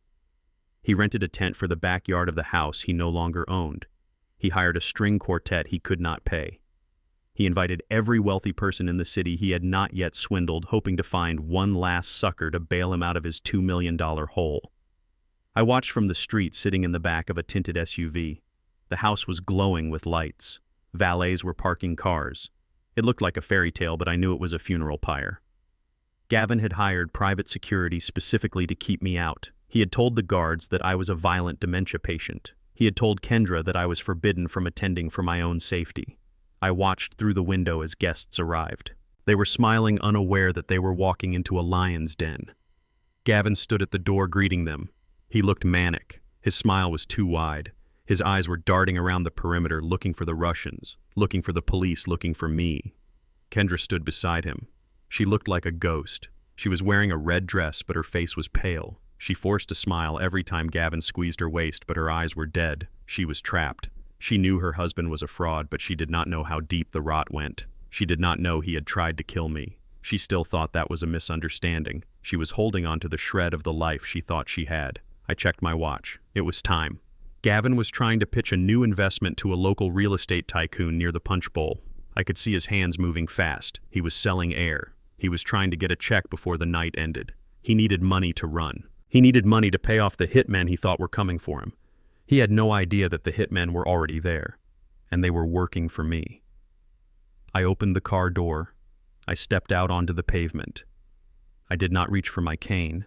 I left it on the seat. For months I had played the part of the cripple. I had exaggerated my limp. I had hunched my shoulders. I had let them believe I was fading. Tonight, I stood up straight. I buttoned the jacket of a $3,000 bespoke suit I had bought in London 10 years ago. It still fit. I adjusted my cuffs. I took a deep breath of the cool night air. I was not Zeke the mechanic tonight. I was Ezekiel Harper, the man who owned half the commercial district downtown. 2 men stepped out of the SUV behind me. They were not police. They were Ivan S. men. The same men who had guarded the warehouse. They wore black suits that strained against their muscles. They were my insurance. We walked up the driveway. The gravel crunched under my polished shoes. The private security guard Gavin had hired stepped in front of me. He was a big kid, probably ex-football, looking bored. "Sir, you are not on the list," the guard said, crossing his arms. "Mr. Miller said no admittance to family members." I did not stop walking. I did not look at him.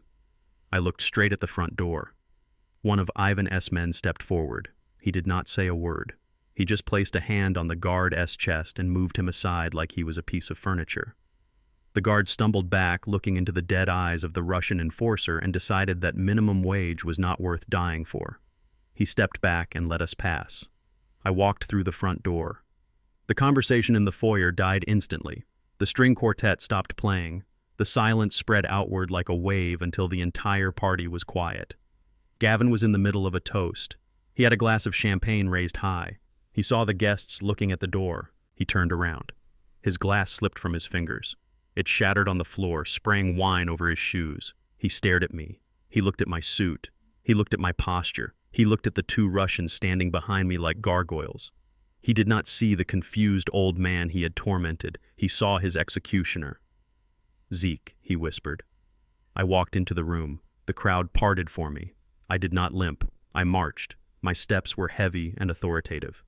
"Get out!" Gavin shouted, his voice cracking. He tried to rally his confidence. He looked around at his guests, trying to save face. "Security. Get him out. He is sick. He is dangerous." Nobody moved. The guests, sensing the shift in power, watched with morbid fascination. I stopped in the center of the room. I looked at Kendra. She was staring at me with her mouth open. She had never seen me like this. She had only known the mechanic in grease-stained overalls. She had never met the man who built an empire in the shadows. "Dad," she breathed. I looked at Gavin. I reached into my jacket pocket. I pulled out a folded document. It was thick with a blue cover. "You are trespassing, Gavin," I said. My voice was calm, but it carried to every corner of the room. Gavin laughed nervously. He looked at the guests. "See, he is confused. This is my house. I live here. You live here," I corrected him. "But you don't own it." I unfolded the document. I held it up. "This house was foreclosed on at 9 this morning," I said. "The bank seized it because you have not paid the mortgage in 6 months. You forged the payment receipts you showed Kendra." Kendra gasped. She looked at Gavin. "You said the house was paid off." Gavin's face turned a sickly shade of gray. "That is a lie," he stammered. "It is a bank error." "It was not an error," I continued. "The bank put it up for immediate auction to liquidate the debt." I took a step closer to him. "I bought it," I said. "I paid cash.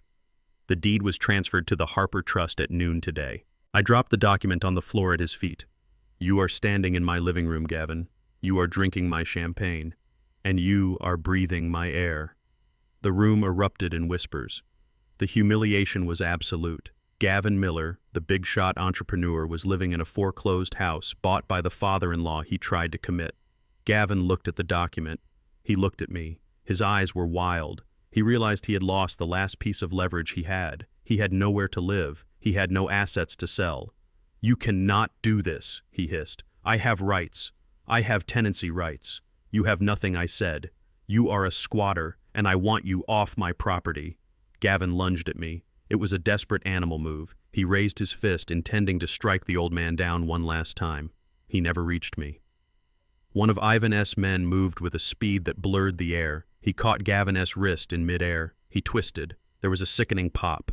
Gavin screamed and dropped to his knees, clutching his arm. The Russian looked at me, waiting for a command. I shook my head. Not yet. I looked down at Gavin, kneeling on my floor in his expensive suit, surrounded by the shards of his broken glass. "Get up," I said. "I am not done with you." Gavin struggled to his feet, cradling his arm. He looked around the room, looking for an exit, looking for an ally. And that was when I saw her. Standing near the buffet table was a woman I did not know. She was blonde, young, beautiful in a plastic sort of way. She was wearing a blue, sequined dress that caught the light. She looked out of place among the conservative money of the guests.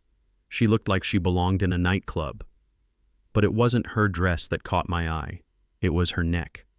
Around her throat hung a gold locket. It was heart-shaped, vintage. The gold was soft and worn with age. In the center was a small diamond chip. I stopped breathing. The world narrowed down to that piece of jewelry.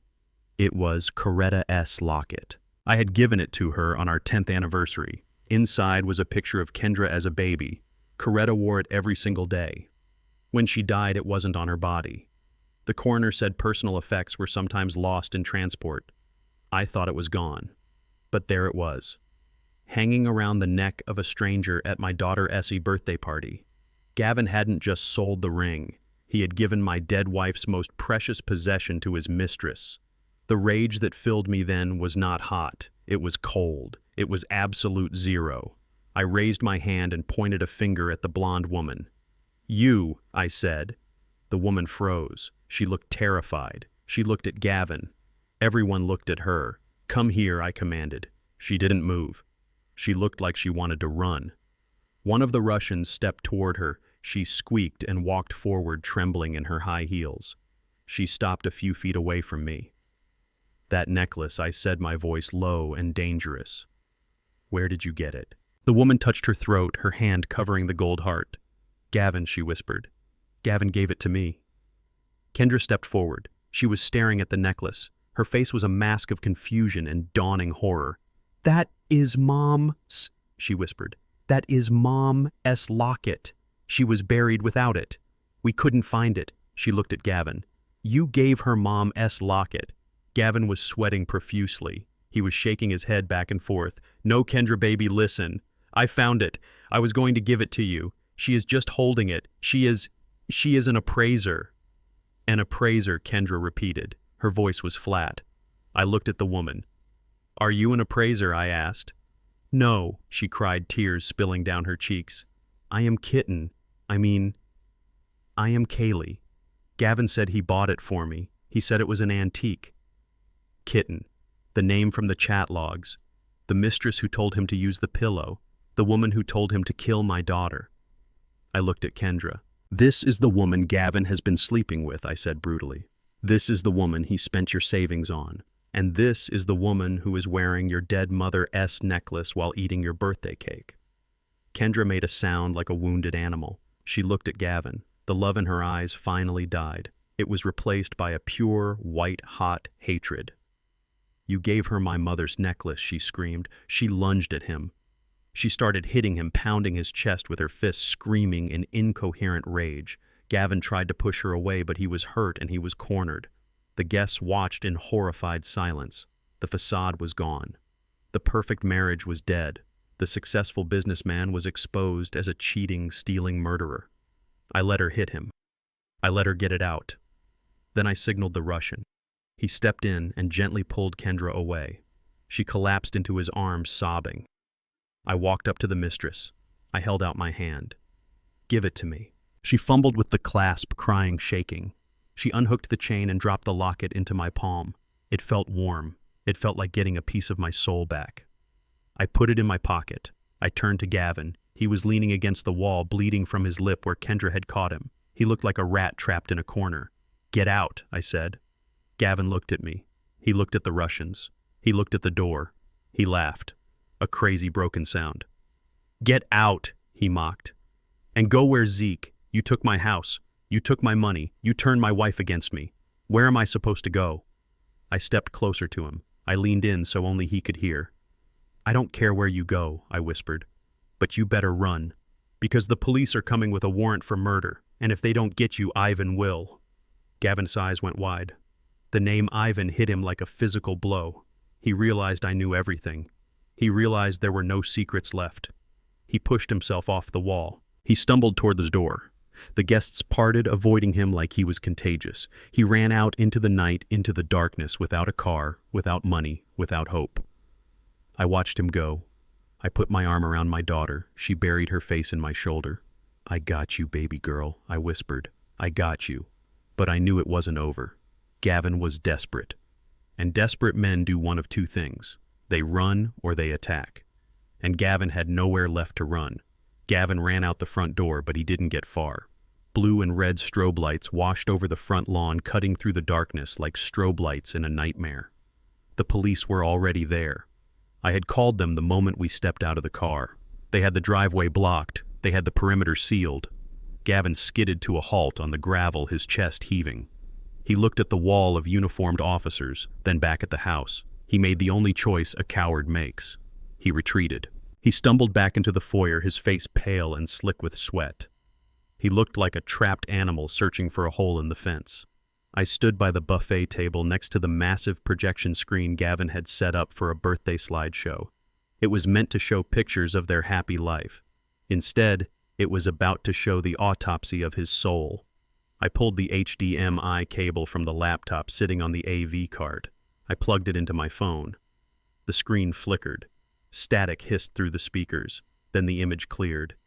It was the footage from the camera hidden in the ivy above the kitchen cabinets. The room went silent. The guests who hadn't fled yet stared up at the 20-foot screen. They saw Gavin in his bathrobe. They saw the mortar and pestle. They saw him grinding the white pills. The audio boomed through the high-quality speakers.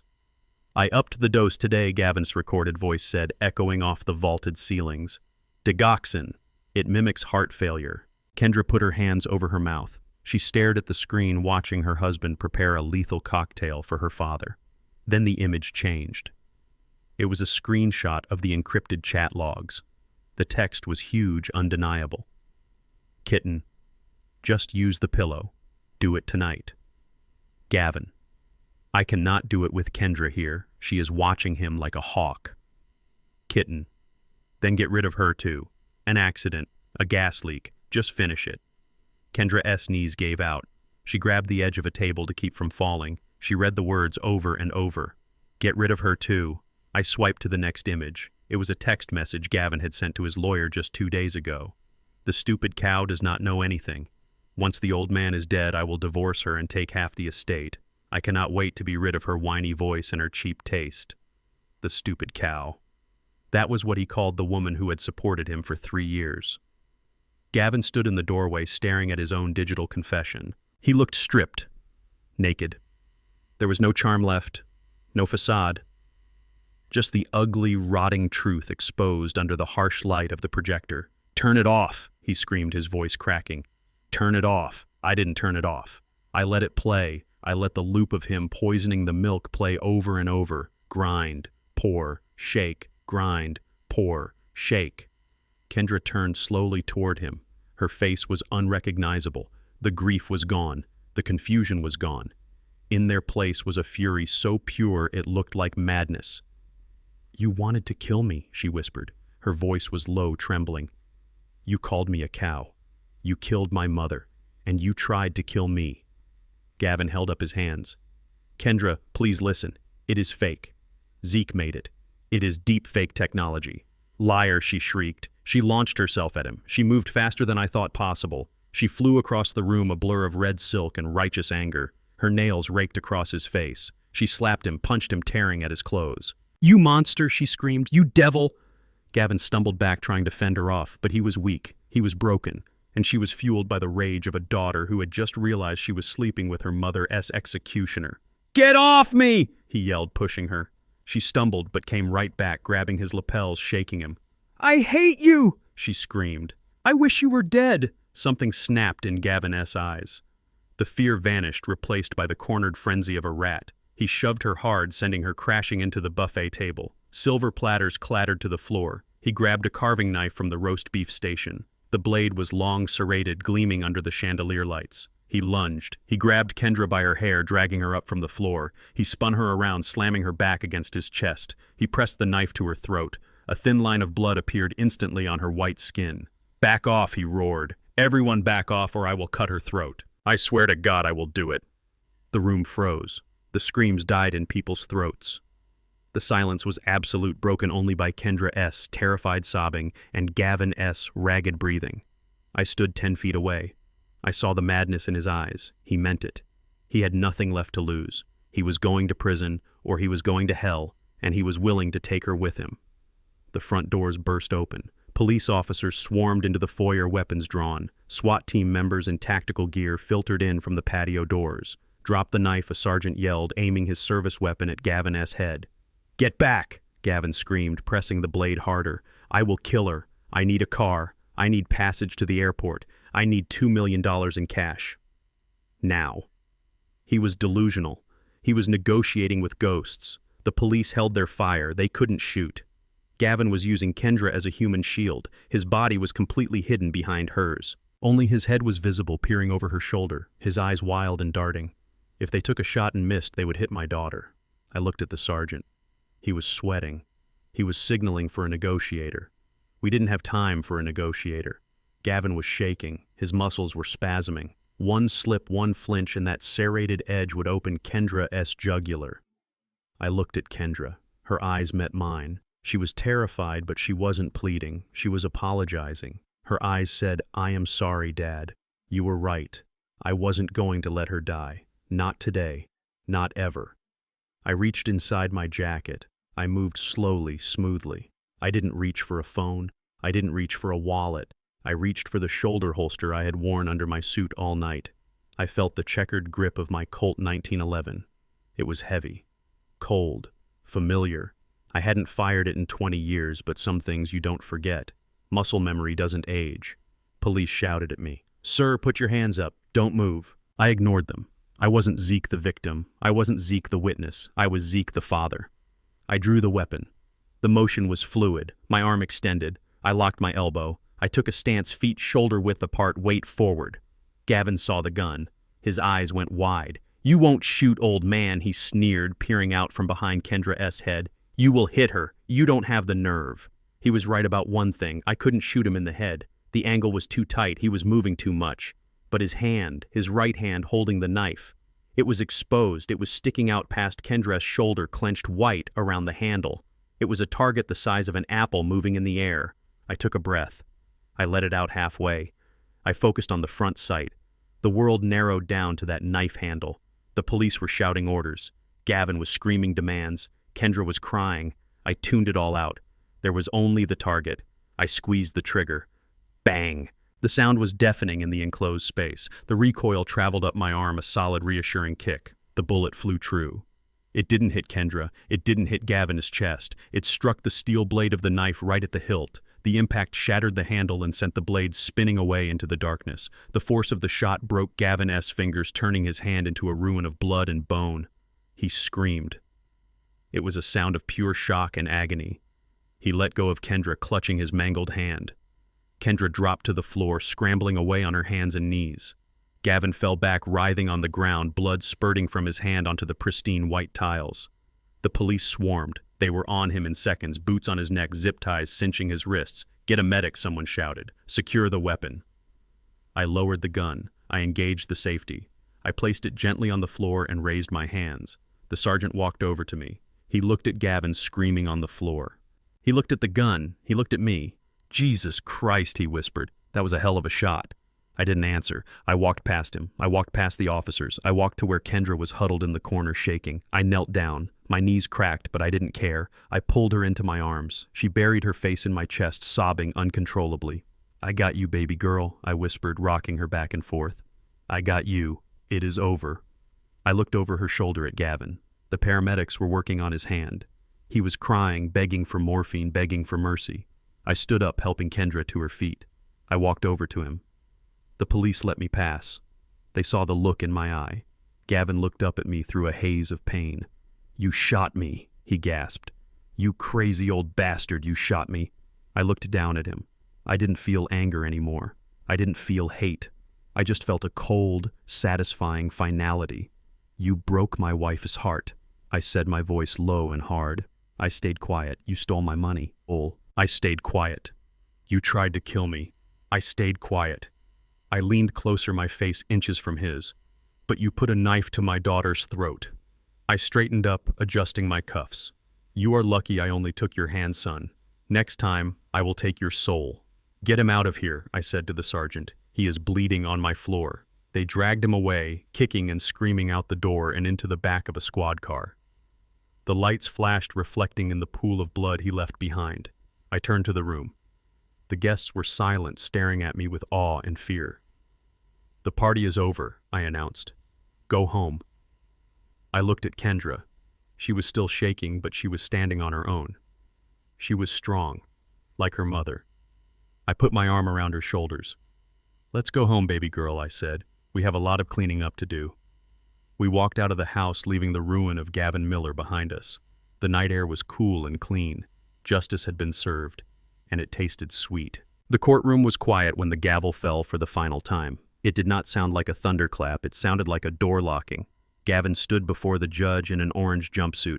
He looked smaller than he ever had in his expensive suits. His hair was shaved. His arrogance was gone. The jury had taken less than 3 hours to convict him on all counts. First-degree murder of Coretta Harper, attempted murder of Ezekiel Harper, kidnapping, grand larceny, fraud. The list was long enough to bury him.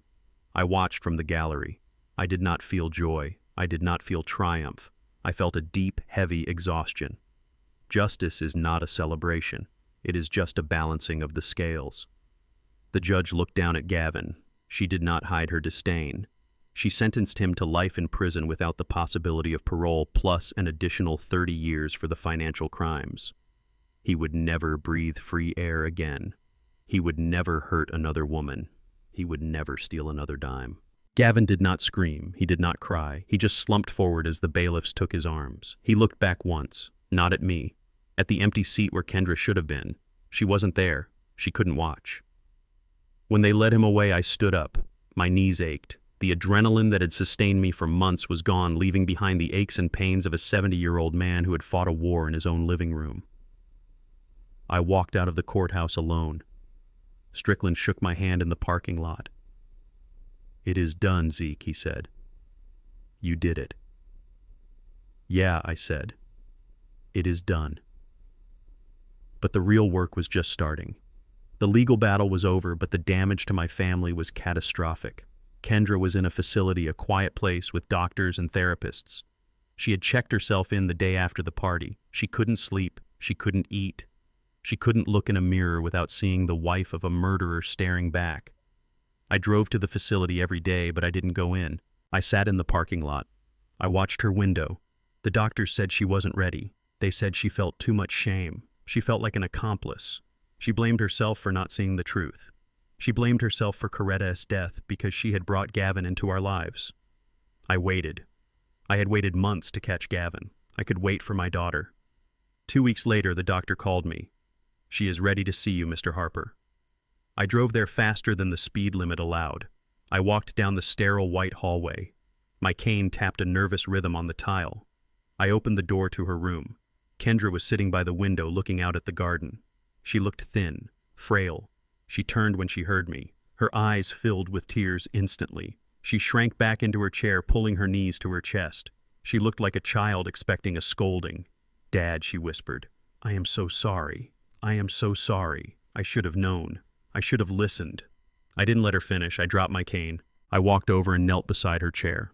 I took her hands in mine. They were cold. "Look at me, Kendra," I said. She shook her head, hiding her face. "Look at me." She raised her eyes. They were full of fear and self-loathing. "You are not him," I said, my voice firm and low. "You didn't mix the poison. You didn't forge the deeds. You fell in love with a man who wore a mask. That is not a crime. That is being human." "But I defended him," she sobbed. "I yelled at you. I almost put you in a home. You were protecting your husband," I said. "That is what loyal women do. He weaponized your loyalty against you. He used your love as a shield. That is his sin, not yours." I squeezed her hands. "You are a victim, Kendra. You are a survivor. You are not an accomplice. Do not let him take your soul too. He took enough." She looked at me, searching my face for anger, for resentment. She found none, because there was none. A father does not blame his child for getting bitten by a snake. He blames the snake. "Come on," I said, standing up and pulling her with me. "Let us get out of here," where she asked, wiping her face. "I cannot go back to that house, Dad. I cannot." "We are not going back there," I said. "I sold it yesterday. To a developer who is going to tear it down and build a park. The memories there are too heavy." Then where I asked, I reached into my pocket and pulled out a key. It was shiny and new. "I bought us a place," I said. "It is in the city, near the library. No stairs, lots of light, and a guest room big enough for a nursery if you ever decide to start over." She took the key. She held it like it was precious. "You want me to live with you?" she asked. "After everything." I put my arm around her. "You are my daughter," I said. "My door is always open. My home is your home. Let us go start over." We walked out of the facility together. She leaned on me, and I leaned on her. We were two wounded soldiers limping away from the battlefield, but we were walking, and we were walking together. 6 months later, the air was crisp with the smell of autumn. The leaves were turning gold and red, a fire that didn't burn. I parked my new sedan at the gates of the cemetery. It was a quiet place, peaceful. Kendra got out of the passenger side. She looked better. The color had returned to her cheeks. She was working again, teaching music at a local school. She still had nightmares, but she was laughing again too. We walked up the hill carrying a bouquet of white lilies, Coretta's favorite. We stopped at the grave. The headstone was new granite polished to a mirror shine. Coretta Harper, beloved wife, devoted mother, the heart of our home. I placed the flowers on the grass. I touched the cold stone. It didn't feel like death. It felt like a marker of a life well lived. "Hey, honey," I whispered. "We are okay. We made it." Kendra stood beside me. She didn't say anything. She just rested her head on my shoulder. We stood there in the silence, watching the wind ripple through the trees. It was a good silence, a healing silence. Then my phone buzzed in my pocket. I ignored it. I didn't want to break the moment. It buzzed again and again, a persistent, rhythmic vibration. I frowned. Nobody called me this time of day. I pulled the phone out. I looked at the screen. My breath caught in my throat. The caller ID didn't show a number.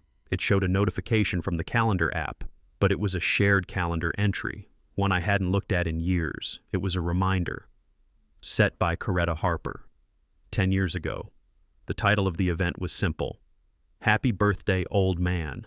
My birthday was last week. I had forgotten it in the chaos of the trial and the move. But she hadn't. She had set this recurring reminder years ago, probably laughing as she typed it into her old tablet that synced with our family cloud. I opened the notification. There was a note attached. A digital sticky note she must have written back when we were just starting to worry about getting old. The text appeared on the screen, glowing in the afternoon light. If you are reading this, and I am not there to say it, happy birthday, Zeke. I know you. You are probably worrying about everything. You are probably trying to fix the whole world with a wrench and a glare. Stop it. Take a breath. I know you will protect our girl. I never doubted it for a second. You are the strongest man I know. You are my silent hero. I love you. Now go eat some cake. I stared at the words. My vision blurred. A single tear rolled down my cheek, hot and cleansing. She knew. Even back then she knew. She knew I would do whatever it took. She knew I would burn the world down to keep them safe.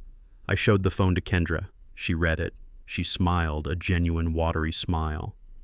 She is still bossing you around, she said, laughing softly. Yeah, I said, wiping my eyes. She is. I looked at the grave. I felt a weight lift off my chest, a weight I had been carrying since the day I found her at the bottom of the stairs. She wasn't just a victim. She was a partner. She had fought with me from beyond the grave. She had given me the clues. She had led me to the truth. And now she was giving me permission to rest. I turned off the screen. I put the phone in my pocket. Come on, baby girl, I said. Where are we going, Dad? Kendra asked, linking her arm through mine. I patted her hand. We are going to get some cake, I said. Your mother's orders. We turned and walked back down the hill, leaving the dead to rest and the living to live. I took a deep breath. The air tasted sweet. I was Ezekiel Harper. I was a widower. I was a father. And I was ready for whatever came next. I learned that silence isn't always strength. Sometimes it is just a hiding place for monsters.